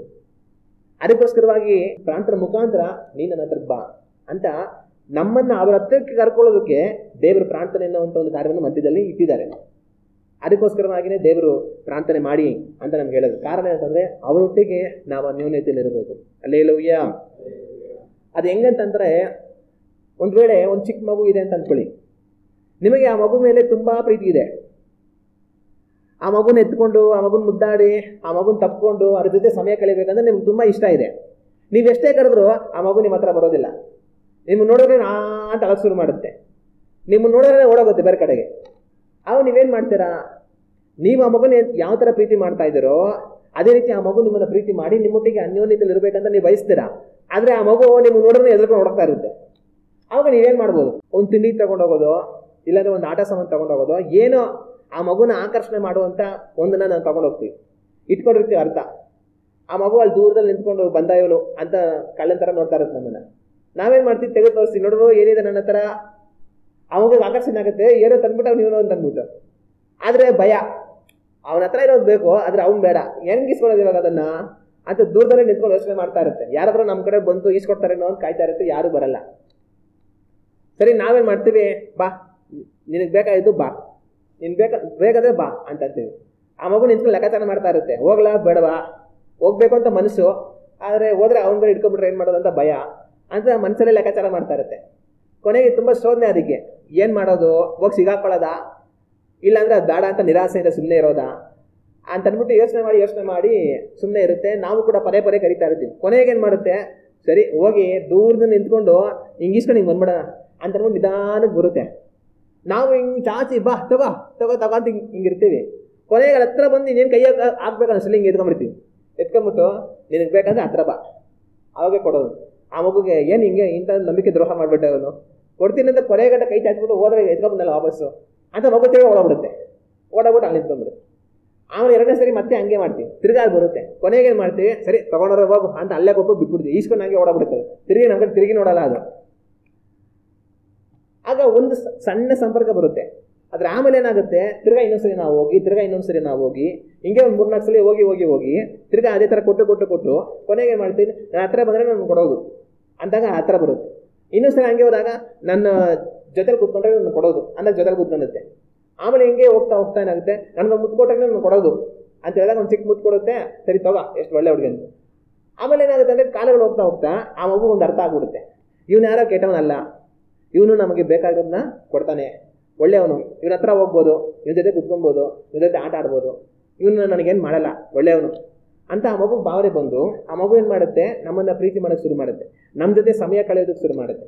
ದಿನಗಳು ಹೋಗ್ತಾ ಹೋಗ್ತಾ ಹೋಗ್ತಾ ಏನಾಗುತ್ತೆ, ಆ ಮಗುಗೆ ನಾವು ತುಂಬ ಪರಿಚಯ ಆಗ್ಬಿಟ್ಟಾಗ ಆ ಮಗು ನಮ್ಮ ಜೊತೆ ಅನ್ಯೋನ್ಯವಾಗಿ ಸಮಯವನ್ನು ಕಳೆಯುತ್ತೆ. ಒಂದು ವೇಳೆ ಆ ಮಗು ಇರೋ ಸ್ಥಳಕ್ಕೆ ಹೋದರೆ ಅದು ಓಡುವಂಥ ಮಗು ಅದೇ ನಮ್ಮನ್ನು ತಪ್ಪಿಕೊಳ್ಳುತ್ತೆ. ಒಂದು ವೇಳೆ ನಾವು ಹೋಗ್ತೀವಿ ಮನೆಗೆ ಅಂತಂದರೆ ಅದೇ ಅಳುತ್ತೆ, ಅಯ್ಯೋ ಹೋಗ್ಬೇಡ ಇಲ್ಲೇ ಇರು ಅಂತ ಕೂಡ ಅನ್ನುತ್ತೆ. ಆಗ ಆ ಮಗುವಿನ ಪ್ರೀತಿಯನ್ನು ಸಂಪಾದಿಸೋದಕ್ಕೆ, ನಾವು ಆ ಮಗುವಿನ ಪ್ರೀತಿ ಮಾಡೋ ಹಾಗೆ ಆ ಮಗು ನಮ್ಮನ್ನು ಪ್ರೀತಿ ಮಾಡೋದಕ್ಕೆ ಉಪಯೋಗಿಸುವಂಥ ಒಂದು ಸಾಧನೆ ಯಾವುದು? ಮಧ್ಯದಲ್ಲಿ ಒಂದು ತಿಂಡಿ, ಇಲ್ಲ ಒಂದು ಆಟ ಸಾಮಾನು, ಏನೋ ಒಂದು. ಅದ್ರ ಮುಖಾಂತರ ಆ ಮಗುವನ್ನು ನಾವು ಹತ್ತಿರಕ್ಕೆ ತಗೊಳ್ತೀವಿ. ನಾವು ಅದನ್ನು ಎಷ್ಟು ಪ್ರೀತಿ ಮಾಡ್ತೀವಿ ಅನ್ನೋದನ್ನು ಅದಕ್ಕೆ ಅರ್ಥ ಮಾಡಿಸ್ತೀವಿ. ಅದು ನಮ್ಮ ಪ್ರೀತಿಯನ್ನು ಅರ್ಥ ಮಾಡ್ಕೊಂಡ ನಂತರ ಆಮೇಲೆ ತಿಂಡಿ ಇರುತ್ತೋ ತಿಂಡಿ ಇಲ್ವೋ, ನೀನು ಬೇಕು ನನಗೆ ಅಂತ ನಮ್ಮ ಜೊತೆ ಇರುತ್ತೆ. ಅದೇ ರೀತಿಯಾಗಿ ದೇವರು ಕೂಡ, ದೇವರು ಪ್ರಾರ್ಥನೆ ಮಾಡಿ ಅಂತ ಹೇಳ್ತಾರೆ. ಏನಕ್ಕೆ ಅಂತಂತಂದ್ರೆ, ಪ್ರಾರ್ಥನೆ ಮುಖಾಂತರ ನಾವು ದೇವ್ರ ಮುಂದೆ ಬರ್ತೀವಿ. ಆ ಪ್ರಾರ್ಥನೆ ಮುಖಾಂತರ ನಮಗೆ ಬೇಕಾದವುಗಳನ್ನು ನಾವು ದೇವರು ತಿಳಿಸ್ತೀವಿ. ಉದ್ದೇಶ ಏನು? ಅದ್ರ ಮುಖಾಂತರ ನಾವು ದೇವರನ್ನು ಅರ್ಥ ಮಾಡ್ಕೊಳ್ತೀವಿ. ಪ್ರಾರ್ಥನೆಯಲ್ಲಿ ನಾವು ದೇವರ ಹತ್ರಕ್ಕೆ ಬರುವಾಗ ದೇವರು ನಮ್ಮನ್ನು ಎಷ್ಟು ಪ್ರೀತಿಸ್ತಾರೆ, ದೇವರು ಎಷ್ಟು ಒಳ್ಳೆಯವರು, ದೇವರು ನಮಗೋಸ್ಕರ ಏನೆಲ್ಲ ಮಾಡ್ತಾರೆ. ಏನೋ ಒಂದು ಕಾರ್ಯಕ್ಕೋಸ್ಕರ ಪ್ರಾರ್ಥನೆ ಮಾಡಿದ್ವಿ, ದೇವರು ನಮಗೆ ಸಹಾಯ ಮಾಡಿದ್ರು, ನಮ್ಗೆ ಎಷ್ಟೋ ಸಂತೋಷ, ದೇವರು ಎಷ್ಟು ಒಳ್ಳೆಯವರು. ಆಗ ಪ್ರಾರ್ಥನೆ ನಮಗೇನು ಮಾಡುತ್ತೆ? ಪ್ರಾರ್ಥನೆ ನಮಗೆ ದೇವರನ್ನ ಅರ್ಥ ಮಾಡಿಸುತ್ತೆ. ದೇವರು ಎಷ್ಟು ಒಳ್ಳೆಯವರು, ದೇವರ ಪ್ರೀತಿ ಎಷ್ಟು ಅಗಾಧ, ದೇವರು ಎಂಥವರು ಅನ್ನೋದನ್ನ ಪ್ರಾರ್ಥನೆ ನಮಗೆ ಅರ್ಥ ಮಾಡಿಸುತ್ತೆ. ಪ್ರಾರ್ಥನೆಯಿಂದ ನಾವು ದೇವರಿಗೆ ಏನನ್ನು ಅರ್ಥ ಮಾಡಿಸ್ಬೇಕಾದ್ರೆ ಅಗತ್ಯ ಇಲ್ಲ. ಪ್ರಾರ್ಥನೆ ನಮಗೆ ದೇವರನ್ನ ಅರ್ಥ ಮಾಡಿಸುತ್ತೆ, ದೇವರೊಟ್ಟಿಗಿನ ಅನ್ಯೋನ್ಯತೆಯನ್ನ ನಮಗೆ ಬೆಳೆಸುತ್ತೆ. ದೇವರ ಜೊತೆಯಲ್ಲಿ ಜೀವಿಸುವ ಹಾಗೆ ಪ್ರಾರ್ಥನೆ ನಮಗೆ ದಾರಿಯಾಗಿದೆ. ಆಗ ಒಂದು ಮಗುವಿನ ಪ್ರೀತಿಯನ್ನ ನಾವು ಸಂಪಾದಿಸಬೇಕಂದ್ರೆ, ನಮ್ಮ ಪ್ರೀತಿಯನ್ನು ಅದಕ್ಕೆ ಅರ್ಥ ಮಾಡಿಸ್ಬೇಕಂತಂದ್ರೆ, ಯಾವುದೋ ಒಂದು ವಸ್ತುವಿನ ಮುಖಾಂತರ ನಮ್ಮ ಪ್ರೀತಿಯನ್ನ ಅದಕ್ಕೆ ಅರ್ಥ ಮಾಡಿಸ್ತೀವಿ. ಪ್ರಾರ್ಥನೆ ಮುಖಾಂತರ ದೇವರು ತನ್ನನ್ನ ನನಗೆ ನಿಮಗೆ ಅರ್ಥ ಮಾಡಿಸ್ತಾರೆ. ಹಲ್ಲೆಲೂಯಾ. ಅದಕ್ಕೋಸ್ಕರವಾಗಿನೇ ದೇವರು ಪ್ರಾರ್ಥನೆ ಮಾಡಿ ಅಂತ ಹೇಳೋದು. ಇಲ್ಲ, ನಾವು ಪ್ರಾರ್ಥನೆ ಮಾಡಿದ್ರೆ ಎಲ್ಲಾನು ದೇವ್ರು ನಮಗೆ ಮಾಡ್ತಾ ಇದ್ರೆ ನಾವು ದೇವರ ಪ್ರೀತಿನ ಅರ್ಥ ಮಾಡ್ಕೊಳ್ಳೋದಿಲ್ಲ. ಆದರೆ ದೇವರ ಪ್ರೀತಿನ ಅರ್ಥ ಮಾಡ್ಕೊಳ್ಬೇಕಂತಂದ್ರೆ ನಾವು ಪ್ರಾರ್ಥನೆ ಮುಖಾಂತರ ದೇವರ ಹತ್ತಿರಕ್ಕೆ ನಾವು ಬರಬೇಕು. ಹಲ್ಲೆಲೂಯಾ. ನಮ್ಮ ಪ್ರಾರ್ಥನೆ ಎಷ್ಟು ಬಲವಾಗಿದೆ ಅಷ್ಟು ನಾವು ದೇವರೊಟ್ಟಿಗೆ ಅನ್ಯೋನ್ಯವಾಗಿದ್ದೀವಿ ಅಂತ ಅರ್ಥ. ಆದರೆ ನಮ್ಮ ಪ್ರಾರ್ಥನೆ ಎಷ್ಟು ಬಲಹೀನವಾಗಿದೆ, ನಮ್ಮ ಐಕ್ಯತೆ ದೇವರೊಟ್ಟಿಗೆ ಅಷ್ಟು ಬಲಹೀನವಾಗಿದೆ ಅಂತ ಅರ್ಥ. ಇವತ್ತು ನೀವು ದೇವರೊಟ್ಟಿಗೆ ಎಷ್ಟು ಅನ್ಯೋನ್ಯತೆಯಲ್ಲಿ ಜೀವಿಸ್ತಾ ಇದ್ದೀರಿ ಅನ್ನೋದನ್ನ ಅರ್ಥ ಮಾಡ್ಕೊಳ್ಬೇಕಾ? ನಿಮ್ಮ ಪ್ರಾರ್ಥನೆ ಜೀವಿತ ಯಾವ ಥರ ಇದೆ ಯೋಚನೆ ಮಾಡಿ. ನಿಮ್ಮ ಪ್ರಾರ್ಥನೆ ಜೀವಿತ ಬಲವಾಗಿದ್ರೆ ನಿಮ್ಮ ದೇವರೊಟ್ಟಿಗಿನ ಅನ್ಯೋನ್ಯತೆ ಬಲವಾಗಿದೆ ಅಂತ ಅರ್ಥ. ನಿಮ್ಮ ಪ್ರಾರ್ಥನೆ ಜೀವಿತ ಬಲಹೀನವಾಗಿದ್ರೆ ನಿಮಗೆ ದೇವರೊಟ್ಟಿಗಿನ ಅನ್ಯೋನ್ಯತೆ ಬಲಹೀನವಾಗಿದೆ ಅಂತ ಅರ್ಥ. ಇದು ಹೆಂಗೆ ಅಂತಂದ್ರೆ, ಇಬ್ರು ಸ್ನೇಹಿತರು ಇರ್ತಾರೆ ಅಂತ ಅನ್ಕೊಳ್ಳೋಣ. ಕಾಲೇಜಲ್ಲಿ ಓದ್ತಾ ಇರೋ ಒಂದು ಇಬ್ರು ಹುಡುಗರು, ತುಂಬಾ ಸ್ನೇಹಿತರು, ಯಾವಾಗಲೂ ಜೊತೆಲೇ ಇರ್ತಾರೆ, ಜೊತೆಲೇ ಮಾತಾಡ್ತಾ ಇರ್ತಾರೆ, ಜೊತೆಲೇ ಓಡಾಡ್ತಾ ಇರ್ತಾರೆ, ಜೊತೆಲೇ ಊಟ ಮಾಡ್ತಾರೆ, ಜೊತೆಲೇ ಪಾಠ ಕಲಿತಾರೆ, ಯಾವಾಗಲೂ ಜೊತೆಲೇ ಇರ್ತಾರೆ. ಒಬ್ಬರು ಬಿಟ್ಟು ಒಬ್ರು ಇರೋದೇ ಇಲ್ಲ, ತುಂಬಾ ಅನ್ಯೋನ್ಯವಾಗಿರ್ತಾರೆ. ಆದರೆ ಆ ಕಾರ್ಯ ಯಾವ ಥರ ಬದಲಾಗುತ್ತೆ ಅಂತಂತಂದ್ರೆ, ಒಬ್ರಿಗೊಬ್ರು ಜೊತೆಯಾಗಿ ಅವ್ರು ಇರೋದೇ ಇಲ್ಲ, ಜೊತೆಯಾಗಿ ನಾವು ಓಡಾಡ್ತಾ ಇರಲ್ಲ, ಒಬ್ರಿಗೊಬ್ರು ಅಷ್ಟಾಗಿ ಮಾತಾಡೋದಿಲ್ಲ, ಅವ್ರ ದಾರಿ ಅವ್ರಿಗೆ, ಇವ್ರ ದಾರಿ ಇವ್ರಿಗೆ. ಒಂದ್ ವೇಳೆ ಎದುರು ಬದ್ರ ಬಂದಾಗ ಚೆನ್ನಾಗಿದೆಯಾ ಅಂತ ಹೇಳ್ಕೊಂಡು ಹೋಗ್ತಾ ಇರ್ತಾರೆ ಹೊತ್ತು ಬೇರೆ ಯಾವುದೇ ಮಾತುಕತೆ ಇಲ್ಲ. ಆಗ ಆ ರೀತಿಯಾಗಿದ್ದಂಥ ಸಂಬಂಧ ಈ ರೀತಿಯಾಗಿ ಬದಲಾಗೋದ್ರೆ ಅದಕ್ಕೆ ಅರ್ಥ ಏನು? ನೋಡಿದವರೆಲ್ಲ ಅವ್ರನ್ನ, ಅಯ್ಯೋ ಇವ್ರು ಎಷ್ಟು ಅನ್ಯೋನ್ಯವಾಗಿದ್ರು, ಒಬ್ರನ್ನ ಬಿಟ್ಟು ಒಬ್ರು ಇರ್ತಾನೆ ಇರಲಿಲ್ಲ, ಯಾವಾಗಲೂ ಒಬ್ರಿಗೊಬ್ರು ಮಾತಾಡ್ತಾನೆ ಇದ್ರು, ಎಲ್ಲ ಜೊತೆಯಾಗಿ ಮಾಡ್ತಾ ಇದ್ರು, ಇವಾಗ ಅವರೊಂದು ದಾರಿ ಇವ್ರೊಂದು ದಾರಿ ಆಗ್ಬಿಟ್ಟಿದಾರಲ್ಲಪ್ಪ ಅಂತ ಅನ್ಕೊಳ್ತಾರೆ. ಆದ್ರೆ ಅದಕ್ಕೆ ಕಾರಣ ಏನು? ಅದಕ್ಕೆ ಕಾರಣ ಏನಂತಂದ್ರೆ ಅವರ ಸಂಬಂಧ ಕೆಟ್ಟೋಗಿದೆ. ಅವ್ರ ಮಧ್ಯದಲ್ಲಿ ಏನೋ ಒಂದು ಸಮಸ್ಯೆ ಬಂದಿದ್ರಿಂದ ಅವ್ರ ಸಂಬಂಧ ಕೆಟ್ಟೋಗಿದೆ. ಇನ್ನು ಅವ್ರಿಗೊಬ್ರಿಗೊಬ್ರು ಜೊತೆಯಾಗಿರೋದಕ್ಕೆ ಅವ್ರಿಗೆ ಇಷ್ಟ ಇಲ್ಲ, ಒಬ್ರೊಬ್ರು ಜೊತೆಯಾಗಿ ನಡೆಯೋದಕ್ಕೆ ಅವ್ರಿಗೆ ಇಷ್ಟ ಇಲ್ಲ, ಜೊತೆಯಾಗಿ ಕಳೆಯೋದಕ್ಕೆ ಅವ್ರಿಗೆ ಇಷ್ಟ ಇಲ್ಲ, ಬೇರೆ ಬೇರೆಯಾಗಿ ಅವರಿದ್ದಾರೆ. ಆಗ ತುಂಬಾ ಅನ್ಯೋನ್ಯತೆಯಲ್ಲಿದ್ದವರು ಅವರು ದೂರ ಆಗಿದ್ದಾರೆ ಅಂದ್ರೆ ಅದಕ್ಕೆ ಅರ್ಥ ಏನಂತಂದ್ರೆ ಅವ್ರ ಮಧ್ಯದಲ್ಲಿ ಸಂಬಂಧ ಕೆಟ್ಟೋಗಿದೆ. ಆ ಸಂಬಂಧ ಕೆಟ್ಟೋಗಿದೆ ಅನ್ನೋದಕ್ಕೆ ಗುರುತೇನು? ಆ ಸಂಬಂಧ ಕೆಟ್ಟೋಗಿದೆ ಅನ್ನೋದಕ್ಕೆ ಗುರುತು ಅವರು ಜೊತೆಯಾಗಿಲ್ಲ, ಅವರು ಒಬ್ರಿಗೊಬ್ರು ಮಾತಾಡ್ತಾ ಇಲ್ಲ, ಒಬ್ರ ಜೊತೆ ಒಬ್ರು ಸಂಚರಿಸ್ತಾ ಇಲ್ಲ, ಒಬ್ರ ಜೊತೆ ಒಬ್ರು ಅನ್ಯೋನ್ಯವಾಗಿ ಇಲ್ಲ. ಅದೇ ರೀತಿಯಾಗಿನೇ ನಾನು ನೀವು ದೇವ್ರ ಜೊತೆಯಲ್ಲಿ ಅನ್ಯೋನ್ಯವಾಗಿದ್ದೀವಾ ಅನ್ಯೋನ್ಯವಾಗಿ ಇಲ್ವಾ ಅನ್ನೋದಕ್ಕೆ ಗುರುತೇನೆ ಪ್ರಾರ್ಥನೆ. ನಾನು ನೀವು ಹೆಚ್ಚಾಗಿ ಪ್ರಾರ್ಥನೆ ಮಾಡುವಂಥವರಾಗಿದ್ರೆ ದೇವರೊಟ್ಟಿಗೆ ಅನ್ಯೋನ್ಯವಾಗಿದ್ದೀವಿ ಅಂತ ಅರ್ಥ. ಆದರೆ ನಮ್ಮಲ್ಲಿ ಸಾದ ಪ್ರಾರ್ಥನೆ ಇಲ್ಲ ಅಂತಂತಂದ್ರೆ ದೇವರೊಟ್ಟಿಗಿನ ನಮ್ಮ ಅನ್ಯೋನ್ಯತೆ ಮುರಿದು ಹೋಗಿದೆ ಅಂತ ಅರ್ಥ, ಕೆಟ್ಟು ಹೋಗಿದೆ ಅಂತ ಅರ್ಥ. ಆಗ ಇವತ್ತು ನಮ್ಮನ್ನು ನಾವು ಯೋಚನೆ ಮಾಡೋಣ. ಯಾರೋ ಒಂದಿಬ್ಬರು ಸ್ನೇಹಿತರು ಯಾವಾಗಲೂ ಜೊತೆ ಆಗಿದ್ದರು, ಈಗ ಯಾವಾಗಲೂ ದೂರ ಆಗಿದ್ದಾರೆ ಅಂತಂತಂದ್ರೆ ಅವ್ರ ಸಂಬಂಧ ಕೆಟ್ಟೋಗಿದೆ. ಅವ್ರ ಸಂಬಂಧ ಕೆಟ್ಟೋಗಿರೋದ ಗುರುತು ಅವ್ರು ಮಾತಾಡ್ತಾ ಇಲ್ಲ, ಜೊತೆಯಾಗಿ ಸಂಚರಿಸ್ತಾ ಇಲ್ಲ. ನನ್ನ ನಿಮ್ಮ ದೇವರೊಟ್ಟಿಗಿನ ಸಂಬಂಧ ಅದು ಚೆನ್ನಾಗಿದೆ ಅಂದ್ರೆ ಅರ್ಥ ನಾವು ಯಾವಾಗಲೂ ಜಾಸ್ತಿ ಪ್ರಾರ್ಥನೆ ಮಾಡೋರಾಗಿರ್ತೇವೆ. ಆದರೆ ನನ್ನ ನಿಮ್ಮ ದೇವರೊಟ್ಟಿಗಿನ ಸಂಬಂಧ ಕೆಟ್ಟೋಗಿದೆ ಅಂತಂತಂದ್ರೆ ನಾವು ದೇವರೊಟ್ಟಿಗೆ ಪ್ರಾರ್ಥನೆ ಮಾಡುವಂಥವர்களಾಗಿ ಇರಲ್ಲ, ದೇವರೊಟ್ಟಿಗೆ ಮಾತನಾಡುವಂಥವர்களಾಗಿ ಇರಲ್ಲ. ಇವತ್ತು ಒಂದು ಕ್ಷಣ ನಿಮ್ಮ ಪ್ರಾರ್ಥನಾ ಜೀವಿತದ ಬಗ್ಗೆ ನೀವು ಯೋಚನೆ ಮಾಡಿ. ಯಾವ ಥರ ನೀವು ಪ್ರಾರ್ಥನೆ ಮಾಡ್ತಾ ಇದ್ದೀರಾ? ನಿಮ್ಮ ಪ್ರಾರ್ಥನೆ ಚೆನ್ನಾಗಿದ್ರೆ ದೇವರೊಟ್ಟಿಗಿನ ಐಕ್ಯತೆ ನಿಮಗೆ ಚೆನ್ನಾಗಿದೆ. ನಿಮ್ಮಲ್ಲಿ ಪ್ರಾರ್ಥನೆ ಕೊರೆಯಾಗಿ ಹೋಗಿದ್ರೆ ನಿಮ್ಮ ದೇವರ ಐಕ್ಯತೆ ಕೆಟ್ಟೋಗಿದೆ ಅಂತ ಅರ್ಥ. ನಮ್ಮನ್ನು ನಾವು ಪರೀಕ್ಷೆ ಮಾಡಿಕೊಂಡು ನೋಡೋಣ. ಪ್ರಾರ್ಥನೆಯಲ್ಲಿ ನಾನು ನೀವು ನಂಬಿಗಸ್ತರಾಗಿ ಇರಬೇಕು. ಪ್ರಾರ್ಥನೆಯಲ್ಲಿ ನಾನು ನೀವು ನಂಬಿಗಸ್ತರಾಗಿ ಯಾವ ಕಾರಣಕ್ಕೆ ಇರಬೇಕು? ಯಾವ ಕಾರಣಕ್ಕೆ ಅಂದರೆ ಅದು ನಮ್ಮ ದೇವರ ಸಂಬಂಧವನ್ನು ಸೂಚಿಸುತ್ತೆ. ಅದು ನಮ್ಮ ದೇವರ ಸಂಬಂಧಕ್ಕೆ ಗುರುತಾಗಿದೆ. ನಾವು ಪ್ರಾರ್ಥನೆಯಲ್ಲಿ ನಂಬಿಗಸ್ತರಾಗಿದ್ದರೆ ದೇವರೊಟ್ಟಿಗೆ ಅನ್ಯೋನ್ಯವಾಗಿದ್ದೀವಿ ಅಂತ ಅರ್ಥ. ಪ್ರಾರ್ಥನೆಯಲ್ಲಿ ನಂಬಿಗಸ್ತರಲ್ಲದೆ ಹೋದರೆ ನಮ್ಮ ದೇವರ ಸಂಬಂಧ ಕೆಟ್ಟು ಹೋಗಿದೆ ಅಂತ ಅರ್ಥ. ಇದು ಮೊದಲನೇ ಕಾರ್ಯ.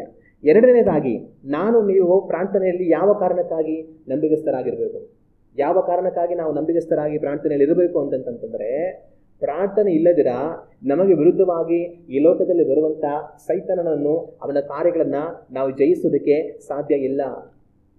ಈ ಲೋಕದಲ್ಲಿ ದೇವರಿದ್ದಾರೆ, ಈ ಲೋಕದಲ್ಲಿ ಸೈತಾನನು ಕೂಡ ಇದ್ದಾನೆ. ಈ ಸೈತಾನನ ಏನು ಮಾಡ್ತಾನೆ? ನಮಗೆ ವಿರುದ್ಧವಾಗಿ ಯಾವಾಗಲೂ ಅವನು ಹೋರಾಡ್ತಾನೆ ಇರ್ತಾನೆ. ನಾವು ದೇವರ ವಾಕ್ಯವನ್ನು ಓದಿ ನೋಡುವಾಗ ಪೇತ್ರನು ಬರೆದಂಥ ಮೊದಲನೇ ಪತ್ರಿಕೆ 5ನೇ ಅಧ್ಯಾಯ 8ನೇ ವಾಕ್ಯದಲ್ಲಿ ಈ ರೀತಿಯಾಗಿದೆ: ಸ್ವಸ್ಥಚಿತ್ತರಾಗಿರಿ, ಎಚ್ಚರವಾಗಿರಿ. ನಿಮ್ಮ ವಿರೋಧಿಯಾಗಿರುವ ಸೈತಾನನು ಗರ್ಜಿಸುವ ಸಿಂಹದೋಪಾದಿಯಲ್ಲಿ ಯಾರನ್ನ ನುಂಗಲಿ ಎಂದು ಹುಡುಕುತ್ತಾ ತಿರುಗಾಡುತ್ತಾನೆ. ಸೈತಾನನು ಏನು ಮಾಡ್ತಾನೆ? ಯಾರನ್ನ ನುಂಗಲಿ ಅಂತ ಗರ್ಜಿಸುವ ಸಿಂಹದೋಪಾದಿಯಲ್ಲಿ ಅವನು ಸುತ್ತಿ ತಿರುಗಾಡ್ತಾ ಇರ್ತಾನೆ. ನನ್ನನ್ನು ನಿಮ್ಮನ್ನ ನುಂಗೋದಕ್ಕೆ, ನನ್ನನ್ನು ನಿಮ್ಮನ್ನ ಕೆಡಿಸೋದಕ್ಕೆ, ನನ್ನನ್ನು ನಿಮ್ಮನ್ನ ಹಾಳು ಮಾಡೋದಕ್ಕೆ ಸೈತಾನನು ಹಗಲು ರಾತ್ರಿ ಅವನು ಸುತ್ತಿ ತಿರುಗಾಡ್ತಾ ಇರ್ತಾನೆ. ಆದರೆ ಈ ರೀತಿ ನಮಗೆ ವಿರುದ್ಧವಾಗಿ ಹೋರಾಡುವಂಥ ಸೈತಾನನನ್ನ ನಾನು ನೀವು ಜಯಿಸೋದು ಯಾವ ರೀತಿಯಾಗಿ? ನಾನು ನೀವು ಅವನನ್ನು ಜಯಿಸಬೇಕು ಅಂತಂತಂದರೆ ದೇವರೊಟ್ಟಿಗಿನ ಪ್ರಾರ್ಥನೆ ಎನ್ನುವಂಥ ಒಂದು ಅನ್ಯೋನ್ಯತೆ ನಮಗೆ ಬೇಕು. ಪ್ರಾರ್ಥನೆ ಏನನ್ನು ಸೂಚಿಸುತ್ತೆ? ನಮ್ಮ ದೇವರೊಟ್ಟಿಗಿನ ಅನ್ಯೋನ್ಯತೆಯನ್ನು ಸೂಚಿಸುತ್ತೆ. ನಾವು ಪ್ರಾರ್ಥನೆಯಲ್ಲಿ ದೇವರೊಟ್ಟಿಗೆ ಅನ್ಯೋನ್ಯತೆಯಲ್ಲಿರುವಾಗ ಸೈತಾನನನ್ನು ಜಯಿಸೋದಕ್ಕೆ ನಮ್ಮಿಂದ ಸಾಧ್ಯ. ನಾವು ದೇವರ ವಾಕ್ಯವನ್ನು ಓದಿ ನೋಡುವಾಗ ಎಫೆಸದವರಿಗೆ ಬರೆದಂಥ ಪತ್ರಿಕೆ 6ನೇ ಅಧ್ಯಾಯ ವಾಕ್ಯಗಳು 10-11 ಓದಿ ನೋಡಿದರೆ ಈ ವಾಕ್ಯದಲ್ಲಿ ಈ ರೀತಿಯಾಗಿದೆ: ಕಡೆ ಮಾತೇನೆಂದರೆ ನೀವು ಕರ್ತನನ್ನು ಆತನ ಅತ್ಯಧಿಕವಾದ ಶಕ್ತಿಯನ್ನು ಆಶ್ರಯಿಸಿಕೊಂಡವರಾಗಿ ಬಲಗೊಳ್ಳಿರಿ. ಇಲ್ಲಿ ಪೌಲನ ವಿಶ್ವಾಸಿಗಳಿಗೆ ಹೇಳೋ ಮಾತೇನಂತಂದ್ರೆ ನೀವು ಕರ್ತನನ್ನು ಆತನ ಅತ್ಯಧಿಕವಾದ ಶಕ್ತಿಯನ್ನು ಆಶ್ರಯಿಸಿಕೊಂಡವರಾಗಿ ಬಲಗೊಳ್ಳಿರಿ. ಯಾವ ಕಾರಣಕ್ಕಾಗಿ ನಾವು ಬಲಗೊಳ್ಳಬೇಕು? ಯಾವ ಕಾರಣಕ್ಕೆ ಆತನ ಅತ್ಯಧಿಕವಾದ ಶಕ್ತಿಯನ್ನ ನಾವು ಆಶ್ರಯಿಸಿಕೊಳ್ಳಬೇಕು? ಯಾವ ಕಾರಣಕ್ಕೆ ಅಂತಂದ್ರೆ ಸೈತಾನನ ತಂತ್ರೋಪಾಯಗಳನ್ನು ನೀವು ಎದುರಿಸಿ ನಿಲ್ಲುವುದಕ್ಕೆ ಶಕ್ತರಾಗುವಂತೆ ದೇವರು ದಯಪಾಲಿಸುವ ಸರ್ವಾಯುಧಗಳನ್ನು ಧರಿಸಿಕೊಳ್ಳಿರಿ. ಸೈತಾನ ಏನ್ ಮಾಡ್ತಾನೆ? ನಮಗೆ ವಿರುದ್ಧವಾಗಿ ತಂತ್ರೋಪಾಯಗಳನ್ನ ಅವನು ಕಲ್ಪಿಸ್ತಾನೆ, ನಮಗೆ ವಿರುದ್ಧವಾಗಿ ಕಾರ್ಯಗಳನ್ನ ಅವನು ತರ್ತಾನೆ. ಆದರೆ ಅವನ ತಂತ್ರೋಪಾಯಗಳನ್ನ, ಅವನ ಕಾರ್ಯಗಳನ್ನ ನಾವು ಜಯಿಸಬೇಕಂತಂದ್ರೆ ನಾವು ಕರ್ತನ ಅತ್ಯಧಿಕವಾದ ಶಕ್ತಿಯನ್ನು ಆಶ್ರಯಿಸಿಕೊಂಡವರಾಗಿ ಕರ್ತನಲ್ಲಿ ನಾವು ಬಲವನ್ನು ಹೊಂದಬೇಕು. ಕರ್ತನ ನಮಗೆ ಕೊಡುವಂತಹ ಸರ್ವಾಯುಧಗಳನ್ನು ನಾವು ಧರಿಸಿಕೊಳ್ಳಬೇಕು. ಇನ್ನು ಮುಂದುವರಿಸಿ ಓದುವಾಗ 12ನೇ ವಾಕ್ಯದಲ್ಲಿ ಪೌಲನು ನಾವು ಯಾವೆಲ್ಲದರೊಟ್ಟಿಗೆ ಹೋರಾಡ್ತೀವಿ ಅಂತ ಬರೀತಾನೆ. ನಾವು ಯಾವೆಲ್ಲದರೊಟ್ಟಿಗೆ ಹೋರಾಡ್ತೀವಿ ಅಂತಂದ್ರೆ ನಾವು ಹೋರಾಡುವುದು ಮನುಷ್ಯ ಮಾತ್ರದವರ ಸಂಗಡ ಅಲ್ಲ. ಮನುಷ್ಯರು ನಮಗೆ ವಿರುದ್ಧವಾಗಿ ಬರ್ತಾರೆ, ಅವ್ರ ಜೊತೆನೂ ನಮಗೆ ಹೋರಾಟ ಇದೆ. ಆದ್ರೆ ಅವ್ರು ಮಾತ್ರ ಅಲ್ಲ, ರಾಜತ್ವಗಳ ಮೇಲೆಯೂ ಅಧಿಕಾರಿಗಳ ಮೇಲೆಯೂ ಈ ಅಂಧಕಾರದ ಲೋಕಾಧಿಪತಿಗಳ ಮೇಲೆಯೂ ಆಕಾಶ ಮಂಡಲದಲ್ಲಿರುವ ದುರಾತ್ಮ ಸೇನೆಗಳ ಮೇಲೆಯೂ ನಾವು ಹೋರಾಡುವವರಾಗಿದ್ದೇವೆ. ಆದ್ದರಿಂದ ಕಠಿಣ ಯುದ್ಧವು ನಡೆಯುವ ದಿವಸದಲ್ಲಿ ಆ ವೈರಿಗಳನ್ನು ಎದುರಿಸುವುದಕ್ಕೆ ಮಾಡಬೇಕಾದುದೆಲ್ಲವನ್ನು ಮಾಡಿ ಜಯಶಾಲಿಗಳಾಗಿ ನಿಲ್ಲುವುದಕ್ಕೂ ಶಕ್ತರಾಗುವಂತೆ ದೇವರ ದಯಪಾಲಿಸುವ ಸರ್ವಾಯುಧಗಳನ್ನು ತೆಗೆದುಕೊಳ್ಳಿರಿ. ಕಠಿಣವಾದ ಯುದ್ಧ ನಡೆಯುವ ದಿವಸ ಬರುತ್ತೆ. ಸೈತಾನನು ನಿಮಗೆ ವಿರುದ್ಧವಾಗಿ ಕಠಿಣವಾಗಿ ಹೋರಾಡುವಂತ ದಿನಗಳು ಬರುತ್ತೆ. ಆದರೆ ಅಂತ ಕಾಲದಲ್ಲಿ ಬರುವಾಗ ಅವನನ್ನು ನಾವು ಜಯಿಸುವಂತೆ ಕರ್ತನ ಅತ್ಯಧಿಕವಾದ ಶಕ್ತಿಯನ್ನು ಆಶ್ರಯಿಸಿಕೊಂಡು ಕರ್ತನಲ್ಲಿ ಬಲ ಹೊಂದಬೇಕು. ದೇವರು ಕೊಡುವಂತಹ ಸರ್ವಾಯುಧಗಳನ್ನ ನಾವು ಧರಿಸಿಕೊಳ್ಳಬೇಕು. ಆದರೆ ಕರ್ತನ ಅತ್ಯಧಿಕವಾದ ಶಕ್ತಿಯನ್ನ ನಾವು ಆಶ್ರಯಿಸಿಕೊಳ್ಳುವುದು ಯಾವ ರೀತಿ, ಕರ್ತನಲ್ಲಿ ಬಲ ಹೊಂದಿಕೊಳ್ಳುವುದು ಯಾವ ರೀತಿ, ಕರ್ತನ ಕೊಡುವಂತಹ ಆಯುಧಗಳನ್ನು ಧರಿಸಿಕೊಳ್ಳುವುದು ಯಾವ ರೀತಿ, ಅದಕ್ಕೆ ಒಂದೇ ದಾರಿ ಪ್ರಾರ್ಥನೆ. ಪ್ರಾರ್ಥನೆ ಮುಖಾಂತರ ದೇವರೊಟ್ಟಿಗೆ ನಾವು ಅನ್ಯೋನ್ಯತೆಯಲ್ಲಿರುವಾಗ ದೇವರು ತನ್ನ ಅತ್ಯಧಿಕವಾದ ಬಲವನ್ನು ನಮಗೆ ಅನುಗ್ರಹಿಸ್ತಾರೆ, ನಮ್ಮನ್ನು ಬಲಪಡಿಸ್ತಾರೆ. ನಮಗೆ ಬೇಕಾಗಿರುವ ಸರ್ವಾಯುಧಗಳನ್ನು ದೇವರು ಕೊಡ್ತಾರೆ. ಮತ್ತಾಯನ ಬರೆದಂತ ಸುವಾರ್ತೆ 26ನೇ ಅಧ್ಯಾಯ 41ನೇ ವಾಕ್ಯವನ್ನು ನಾವು ಓದಿ ನೋಡುವಾಗ, ಶೋಧನೆಗೆ ಒಳಗಾಗದಂತೆ ಎಚ್ಚರವಾಗಿದ್ದು ಪ್ರಾರ್ಥಿಸಿರಿ. ಇಲ್ಲಿ ನಮ್ಮ ಕರ್ತನಾದ ಯೇಸು ಕ್ರಿಸ್ತನು ಅಪೊಸ್ತಲರಿಗೆ ಹೇಳುವ ಮಾತು, ಶೋಧನೆಗೆ ಒಳಗಾಗದಂತೆ ಎಚ್ಚರವಾಗಿದ್ದು ಪ್ರಾರ್ಥಿಸಿರಿ.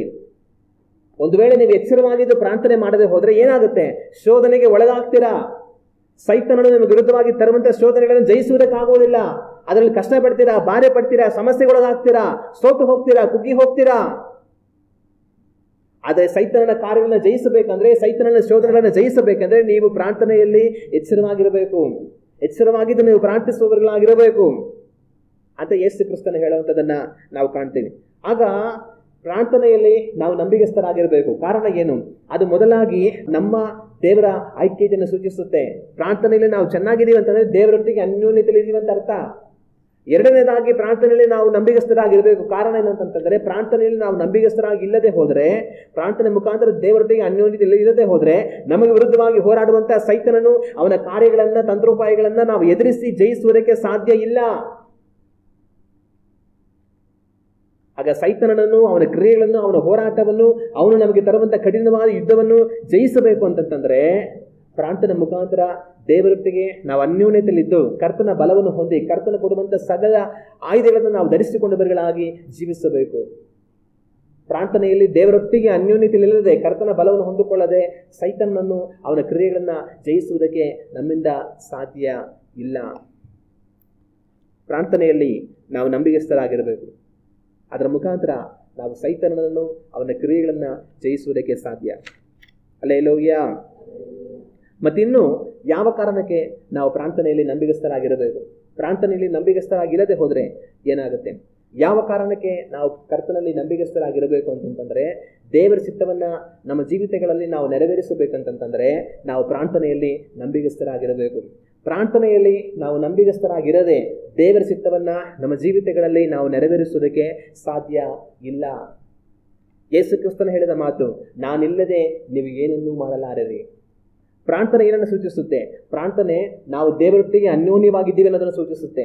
ಪ್ರಾರ್ಥನೆ ನಮ್ಮನ್ನ ದೇವರಲ್ಲಿ ಇಡುತ್ತೆ. ಪ್ರಾರ್ಥನೆ ನಮ್ಮನ್ನ ದೇವರೊಟ್ಟಿಗೆ ಅನ್ಯೋನ್ಯತೆಯಲ್ಲಿ ಇಡುತ್ತೆ. ಆಗ ನಾವು ಪ್ರಾರ್ಥನೆ ಮುಖಾಂತರ ದೇವರೊಟ್ಟಿಗೆ ಅನ್ಯೋನ್ಯವಾಗಿರುವಾಗಲೇ ನಾವು ಫಲಿಸುವುದಕ್ಕೆ ಸಾಧ್ಯ. ಪ್ರಾರ್ಥನೆ ಮುಖಾಂತರ ದೇವರೊಟ್ಟಿಗೆ ನಾವು ಜೀವಿಸುವವர்களಾಗಿರುವಾಗಲೇ ನಾವು ಫಲ ಕೊಡುವುದಕ್ಕೆ ಸಾಧ್ಯ. ಆದರೆ ಪ್ರಾರ್ಥನೆಯ ಮುಖಾಂತರ ದೇವರೊಟ್ಟಿಗೆ ಅನ್ಯೋನ್ಯವಾಗಿ ನಾವು ಇಲ್ಲದೆ ನಾವೇನನ್ನು ಮಾಡೋದಕ್ಕೆ ಸಾಧ್ಯ ಇಲ್ಲ. ನೀವು ನನ್ನಲ್ಲಿರಬೇಕು ಅಂತ ಯೇಸು ಕ್ರಿಸ್ತನು ಹೇಳಿದ್ರು. ನಾವು ಅವರಲ್ಲಿರೋದು ಯಾವ ರೀತಿ? ನಾವು ಅವರಲ್ಲಿರೋದು ಯಾವ ರೀತಿ ಅಂತಂದ್ರೆ ಪ್ರಾರ್ಥನೆಯ ಮುಖಾಂತರವಾಗಿ. ನಾವು ಪ್ರಾರ್ಥನೆ ಮಾಡುತ್ತಾ ಈ ಲೋಕದಲ್ಲಿ ದೇವರೊಟ್ಟಿಗೆ ಅನ್ಯೋನ್ಯವಾಗಿ ಜೀವಿಸುವಾಗ ನಾವು ದೇವರಲ್ಲಿದ್ದೇವೆ, ದೇವರು ನಮ್ಮಲ್ಲಿ ಇರ್ತಾರೆ. ಆಗ ನಮ್ಮನ್ನ ದೇವರನ್ನ ಒಟ್ಟಾಗಿ ಸೇರಿಸುವಂತ ಸಂಪರ್ಕವೇ ಪ್ರಾರ್ಥನೆ. ಆಗ ಪ್ರಾರ್ಥನೆ ಮುಖಾಂತರ ದೇವರೊಟ್ಟಿಗೆ ನಾವು ಅನ್ಯೋನ್ಯತೆಯಲ್ಲಿರುವಾಗ ಆತನ ಮುಖಾಂತರ ನಾವು ಬಲವನ್ನು ಹೊಂದಿ ಆತನ ಚಿತ್ತವನ್ನು ನಮ್ಮ ಜೀವಿತಗಳಲ್ಲಿ ನಾವು ನೆರವೇರಿಸ್ತೇವೆ. ಆದರೆ ನಾವು ಪ್ರಾರ್ಥನೆ ಮಾಡಿದಿರಾ, ದೇವರೊಟ್ಟಿಗೆ ಅನ್ಯೋನ್ಯತೆಯಲ್ಲಿ ಇಲ್ಲದಿರಾ ನಾವು ದೇವರ ಚಿತ್ತವನ್ನು ಮಾಡುವುದಕ್ಕೆ ಸಾಧ್ಯ ಇಲ್ಲ. ಕಾರಣ ಆತನಿಲ್ಲದೆ ನಾವು ಏನನ್ನು ಮಾಡುವುದಕ್ಕೆ ಸಾಧ್ಯ ಇಲ್ಲ. ನಾನು ನೀವು ನಮ್ಮ ಸ್ವಂತ ಬಲೆಗಳನ್ನು ತಗೊಂಡು ಹೋಗಿ ಸಮುದ್ರದಲ್ಲಿ ಬಲೆ ಬೀಸಿದ್ರೆ ನಮಗೇನು ಸಿಗುತ್ತೆ ಅಂತಂದ್ರೆ ಶುದ್ಧ ಶೂನ್ಯ. ಪೇತ್ರ ತನ್ನ ಜೊತೆಲಿದ್ದವರು ರಾತ್ರಿ ಎಲ್ಲ ಮೀನು ಹಿಡಿದ್ರು. ಎಷ್ಟು ಮೀನು ಹಿಡಿದ್ರು? ಬೆಳಿಗ್ಗೆ ಆಗೋಷ್ಟರಲ್ಲಿ ಒಂದು ಮೀನು ಇಲ್ಲ. ಗಲೀಜು ಸಿಕ್ಕಿದೆ ಅಷ್ಟೇ, ಪಾಚಿ ಕೊಳೆ ಇಂಥವು ಸಿಕ್ಕಿದೆ, ಅದರ ಹೊರತು ಬೇರೆ ಏನು ಸಿಗಲಿಲ್ಲ. ನಾನು ನೀವು ಏನಾದ್ರು ಹಿಡಿತೀವಿ ಅಂತಂದ್ರೆ ಏನು ಇಲ್ಲ, ಬರೀ ಪಾಚಿ ಕೊಳೆ ಕಸ ಮಾತ್ರ. ಆದ್ರೆ ನಾವು ಮೀನು ಹಿಡಿಬೇಕಂತಂದ್ರೆ ಕರ್ತನು ನಮ್ಮ ಜೊತೆಯಲ್ಲಿರಬೇಕು. ಯೇಸು ಕ್ರಿಸ್ತನು ಮುಂದೆ ಹೋಗಿ ಬಲಗಡೆಯಲ್ಲಿ ಆಳವಾದ ಸ್ಥಳದಲ್ಲಿ ಬಲೆ ಹಾಕಿ ಅಂತ ಹೇಳಿದಾಗ ಅವ್ರ ಬಲೆಗಳು ಹರಿದು ಹೋಗೋ ಹಾಗೆ ಅವರಿಗೆ ಮೀನು ಸಿಕ್ತು. ಆದರೆ ಅವರಿಲ್ಲದೆ ನಾವೇನೇ ಹಾಕಿದ್ರು ಕಸ ಮಾತ್ರ ಸಿಗುತ್ತೆ ಹೊರತು ಬೇರೆ ಏನು ಸಿಗಲ್ಲ. ಇದು ಒಂದ್ಸಲಿ ಅಲ್ಲ, 2 ಸರಿ ಅದೇ ರೀತಿ ಆಯಿತು. ಅವ್ರ ಮರಣ ಹೊಂದಿ ಪುನರುತ್ಥಾನ ಆದ ನಂತರವೂ ಸಹ ಇವ್ರು ಏನು ಮಾಡ್ಬೇಕಂತ ಅರ್ಥ ಆಗ್ದಿರೋ ಒಂದು ದಿವಸ ಮೀನು ಹಿಡಿಯಕ್ಕಂತ ಹೋದ್ರು. ಹೋಗಿ ಮೀನಾದ್ರೆ ಹಿಡಿತೀನಿ ನಾನು ಅಂತ ಅಂದ್ಬಿಟ್ಟು. ಆದರೆ ಆಗಲೂ ಬಲೆ ಆಗದಾಗಲೂ ಸಹ ರಾತ್ರಿ ಎಲ್ಲ ಅವ್ರಿಗೆ ಏನೂ ಸಿಗಲಿಲ್ಲ. ಆದರೆ ತಿರುಗಿ ಯೇಸು ಕ್ರಿಸ್ತನ ಅವ್ರು ಕಾಣಿಸ್ಕೊಂಡು ಅವ್ರಿಗೆ ಬಲೆ ಹಾಕೋದಕ್ಕೆ ಹೇಳಿದಾಗ 153 ದೊಡ್ಡ ಮೀನುಗಳು ಸಿಗುತ್ತೆ. ಆಗ ಅವರಿಲ್ಲದೆ ನಾವು ಏನನ್ನು ಮಾಡೋದಕ್ಕಾಗೋದಿಲ್ಲ. ಒಂದು ಸಣ್ಣ ಮೀನನ್ನು ಕೂಡ ನನ್ನ ಕೈಯಲ್ಲಿ ನಿಮ್ಮ ಕೈಯಲ್ಲಿ ಹಿಡಿಯೋದಕ್ಕಾಗೋದಿಲ್ಲ. ಯೇಸು ಕ್ರಿಸ್ತನು ನೀವು ಗುಬ್ಬಿಗಳನ್ನ ನೋಡ್ತೀರಾ, ಆದರೆ ಆ ಗುಬ್ಬಿಗಳು ತುಂಬಾ ಸುಲಭ ಅಂತ ನೀವು ಅನ್ಕೊಳ್ತೀರಾ. ಏನನ್ನ ಹೋಗಿ ಕಲ್ಲು ಹೊಡೆದ್ರೆ ಬಿದೋಗುತ್ತೆ, ತಗೊಂಡು ಮಾರ್ಬಿಡ್ತೀವಿ, ಏನು ದೊಡ್ಡ ಕೆಲಸ ಅಲ್ಲ ಅಂತ ಅನ್ಕೊಳ್ತೀರಾ. ಆದರೆ ತಂದೆ ಸಿಗ್ತವಿಲ್ಲದೆ ಅವ್ರು ಒಂದು ನೆಲಕ್ಕೆ ಬೀಳೋದಿಲ್ಲ. ನೀನು ಎಷ್ಟು ಬೇಕಾದ್ರೆ ಕಲ್ಲು ಹೊಡಿಬೋದು, ನೀನು ಎಷ್ಟು ಬೇಕಾದ್ರೆ ಏನು ಬೇಕಾದ್ರೆ ಮಾಡ್ಬೋದು. ತಂದೆ ಅನುಮತಿ ಕೊಟ್ಟಿಲ್ಲ ಅಂದ್ರೆ ಒಂದು ಕೂಡ ನಿನ್ನ ಕೈಗೆ ಸಿಗಲ್ಲ. ನೀನು ದಿನ ಎಲ್ಲ ಕಲ್ಲೊಡೆದು ಸಾಕಾಗುತ್ತೆ ಹೊರತು ಒಂದು ಸಿಗಲ್ಲ. ಆದರೆ ಸಿಗುತ್ತೆ ಅಂತಂದ್ರೆ ತಂದೆ ಅನುಮತಿ ಇರುತ್ತೆ. ಅದೇ ಥರ ನಿಮ್ಮ ತಲೆಯಲ್ಲಿ ಒಂದು ಕೂದಲು ಉದುರಬೇಕಂದ್ರೆ ಕೂಡ ತಂದೆ ಅನುಮತಿ ಬೇಕು, ಇಲ್ಲಾಂದ್ರೆ ಆಗಲ್ಲ. ಭಯ ಪಡಬೇಡಿ ಅಂತ ಯೇಸು ಕ್ರಿಸ್ತನು ಹೇಳಿದ್ರು. ಆಗ ಒಂದು ಗುಬ್ಬಿ ಹಿಡಿಯೋಕ್ಕಾದ್ರೂ ಸರಿ, ಒಂದು ಮೀನು ಹಿಡಿಯೋಕ್ಕಾದ್ರೂ ಸರಿ, ಏನಾದ್ರೂ ಸರಿ, ಅವರಿಲ್ಲದೆ ನಾವು ಏನನ್ನು ಮಾಡೋದಕ್ಕಾಗೋದಿಲ್ಲ. ಆದರೆ ಅವರು ನಮ್ಮ ಜೊತೆ ಇರಬೇಕಂದ್ರೆ ಏನು ಮಾಡಬೇಕು? ಅವರು ನಮ್ಮ ಜೊತೆ ಇರಬೇಕಂದ್ರೆ ನಾವು ಪ್ರಾರ್ಥನೆಯಲ್ಲಿ ನಂಬಿಗಸ್ತರಾಗಿರಬೇಕು. ಪ್ರಾರ್ಥನೆ ಮುಖಾಂತರ ದೇವರೊಟ್ಟಿಗೆ ಅನ್ಯೋನ್ಯವಾಗಿರಬೇಕು. ಆಗಲೇ ನಾವು ದೇವರ ಚಿತ್ತವನ್ನು ನಮ್ಮ ಜೀವಿತಗಳಲ್ಲಿ ನೆರವೇರಿಸುವುದಕ್ಕೆ ಅದು ಸಾಧ್ಯ. ಅವರಿಲ್ಲದೆ ನಾವೇನನ್ನು ಸಹ ಮಾಡುವುದಕ್ಕೆ ಸಾಧ್ಯವಿಲ್ಲ. ಆದರೆ ಅವರು ನಮ್ಮೊಟ್ಟಿಗೆ ಇರುವುದಕ್ಕೆ ಮಾರ್ಗವೇ ಪ್ರಾರ್ಥನೆ. ಹಲ್ಲೆಲೂಯಾ. ವಿಷಯ ಏನಂತಂದ್ರೆ ಅವರು ನಮ್ಮ ಜೊತೆ ಯಾವಾಗಲೂ ಇರ್ತಾರೆ, ಆದರೆ ನಾವೇ ಅವ್ರ ಜೊತೆ ಇರೋದಿಲ್ಲ. ಅದೇ ಸಮಸ್ಯೆ. ಆದರೆ ಅವರು ನಮ್ಮ ಜೊತೆ ಇರೋದಕ್ಕೆ ದೇವರಿಗೆ ಏರ್ಪಡಿಸಿರೋ ದಾರಿನೇ ಪ್ರಾರ್ಥನೆ. ಹಲ್ಲೆಲೂಯಾ. ಪ್ರಾರ್ಥನೆಯಲ್ಲಿ ನಾವು ನಂಬಿಗಸ್ತರಾಗಿರಬೇಕು. ಅದರ ಮುಖಾಂತರ ನಾವು ದೇವರ ಚಿತ್ತವನ್ನ ನೆರವೇರಿಸೋದಕ್ಕೆ ಅವರು ನಮಗೆ ಬಲ ಕೊಡ್ತಾರೆ. ಆದರೆ ಅನೇಕರು ಏನು ಮಾಡ್ತಾರೆ ಅಂತಂದ್ರೆ, ಒಂದು ಕಾಲದಲ್ಲಿ ದೇವರೊಟ್ಟಿಗಿದ್ದು ಪ್ರಾರಂಭ ಮಾಡಿ ಆನಂತರ ದೇವರಿಂದ ಅಗಲಿ ಹೋಗಿ ಅವ್ರ ಸ್ವಂತ ಬಲದ ಮೇಲೆ ಮಾಡೋ ಪ್ರಯತ್ನ ಮಾಡ್ತಾ ಇರ್ತಾರೆ. ಆವತ್ತು ಅವ್ರು ಹೇಳಿದ್ರು, ಅವ್ರ ಜೊತೆ ಇದ್ದೆ, ಬಲೆ ಆಗದೆ ಮೀನು ಸಿಕ್ತು, ತಿರ್ಗಾ ಹೋಗಿ ನಾನು ಹಾಕ್ಬಿಟ್ರೆ ನಂಗೆ ಬಲೆ ಮೀನು ಸಿಕ್ಬಿಡುತ್ತೆ ಅಂತ ಅವ್ರಿಲ್ಲದೆ ಹೋಗಿ ಅವ್ರ ಸ್ವಂತ ಪ್ರಯತ್ನದಲ್ಲಿ ಬಲೆ ಹಾಕಿ ಹಿಡಿಯೋ ಪ್ರಯತ್ನ ಮಾಡ್ತಾರೆ. ಅದು ಸಿಗುತ್ತಾ? ಸಿಗಲ್ಲ.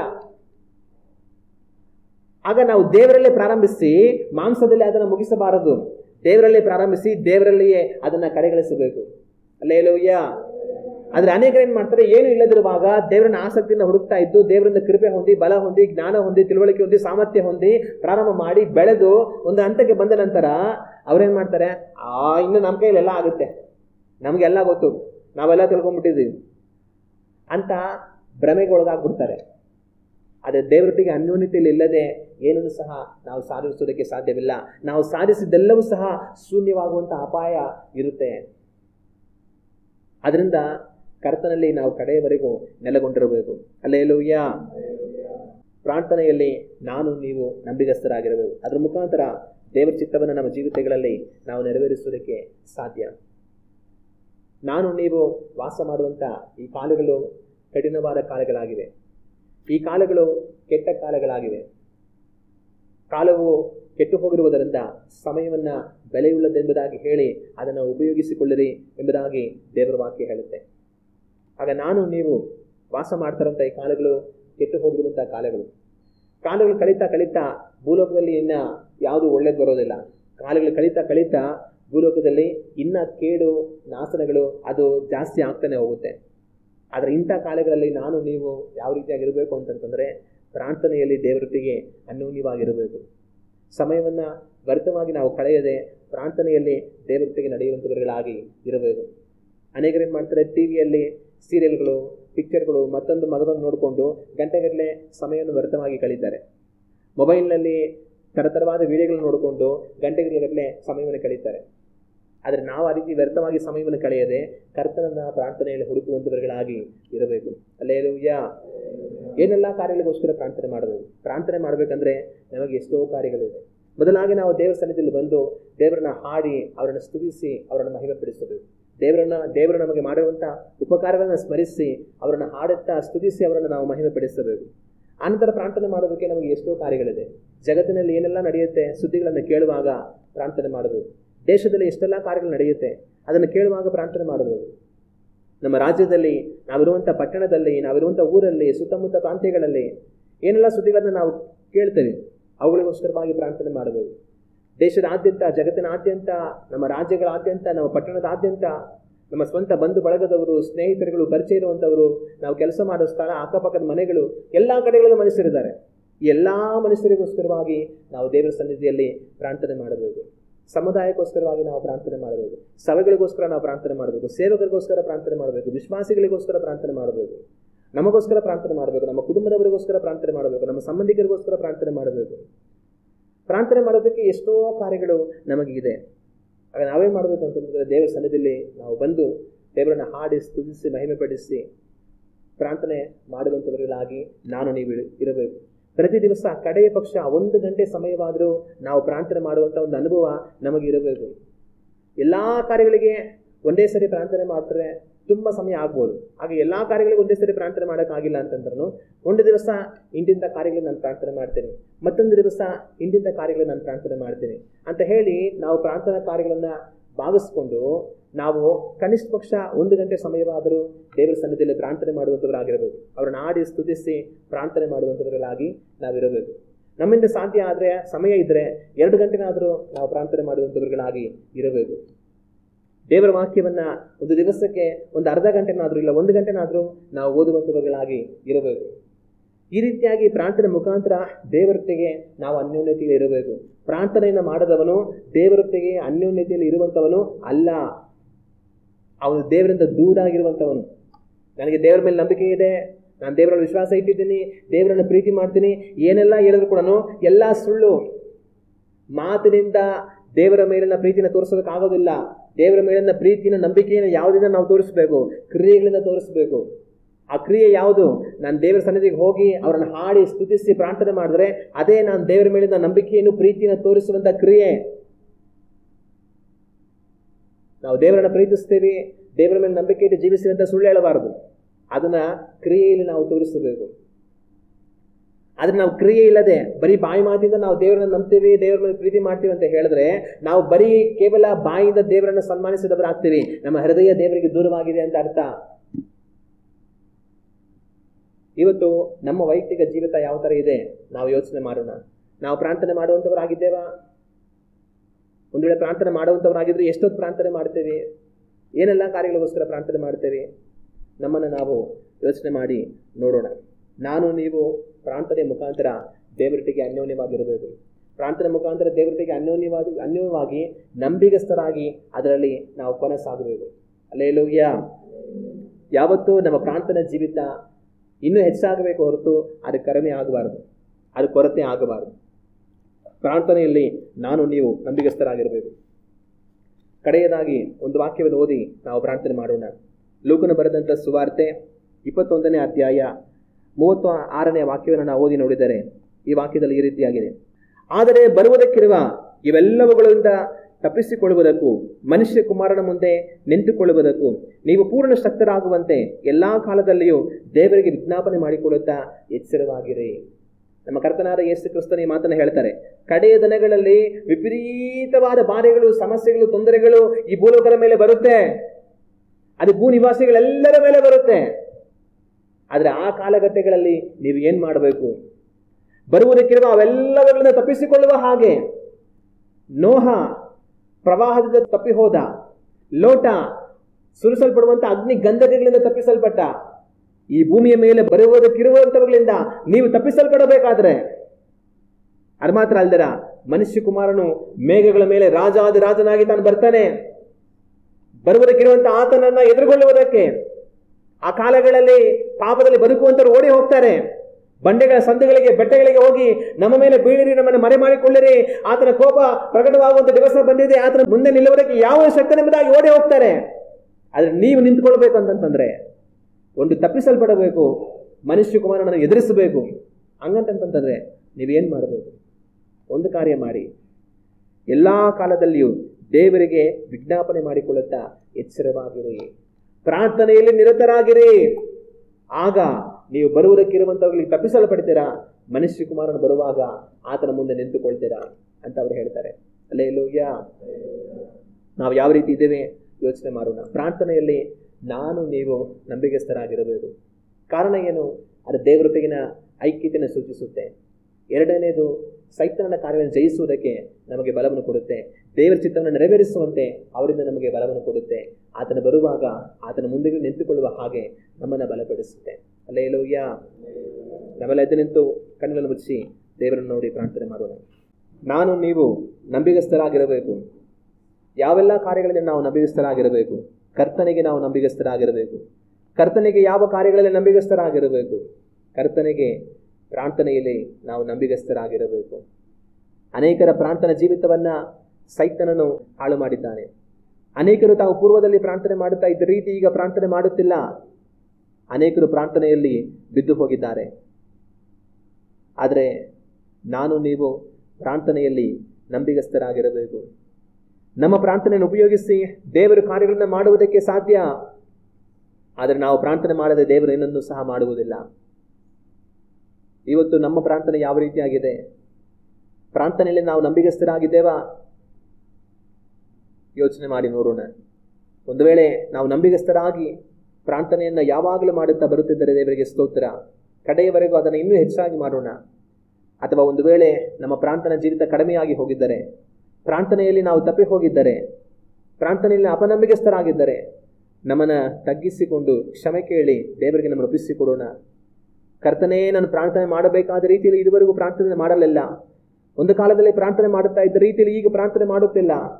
ಪ್ರಾರ್ಥನೆಯಲ್ಲಿ ನಾನು ತಪ್ಪಿ ಹೋದೆನು, ನಿನ್ನೊಡನೆ ಐಕ್ಯದಲ್ಲಿ ತಪ್ಪಿ ಹೋದೆನು ಎಂಬುದಾಗಿ ಹೇಳಿ ನಾವು ದೇವರ ಬಳಿಯಲ್ಲಿ ಕ್ಷಮೆ ಕೇಳಿ ನಮ್ಮನ್ನು ದೇವರಿಗೆ ಒಪ್ಪಿಸಿಕೊಟ್ಟು ತಿರುಗಿ ನಮ್ಮ ಪ್ರಾರ್ಥನಾ ಜೀವಿತವನ್ನು ಕಟ್ಟಿ ಬೆಳೆಸುವುದಕ್ಕೆ ನಮ್ಮನ್ನು ಒಪ್ಪಿಸಿಕೊಡೋಣ.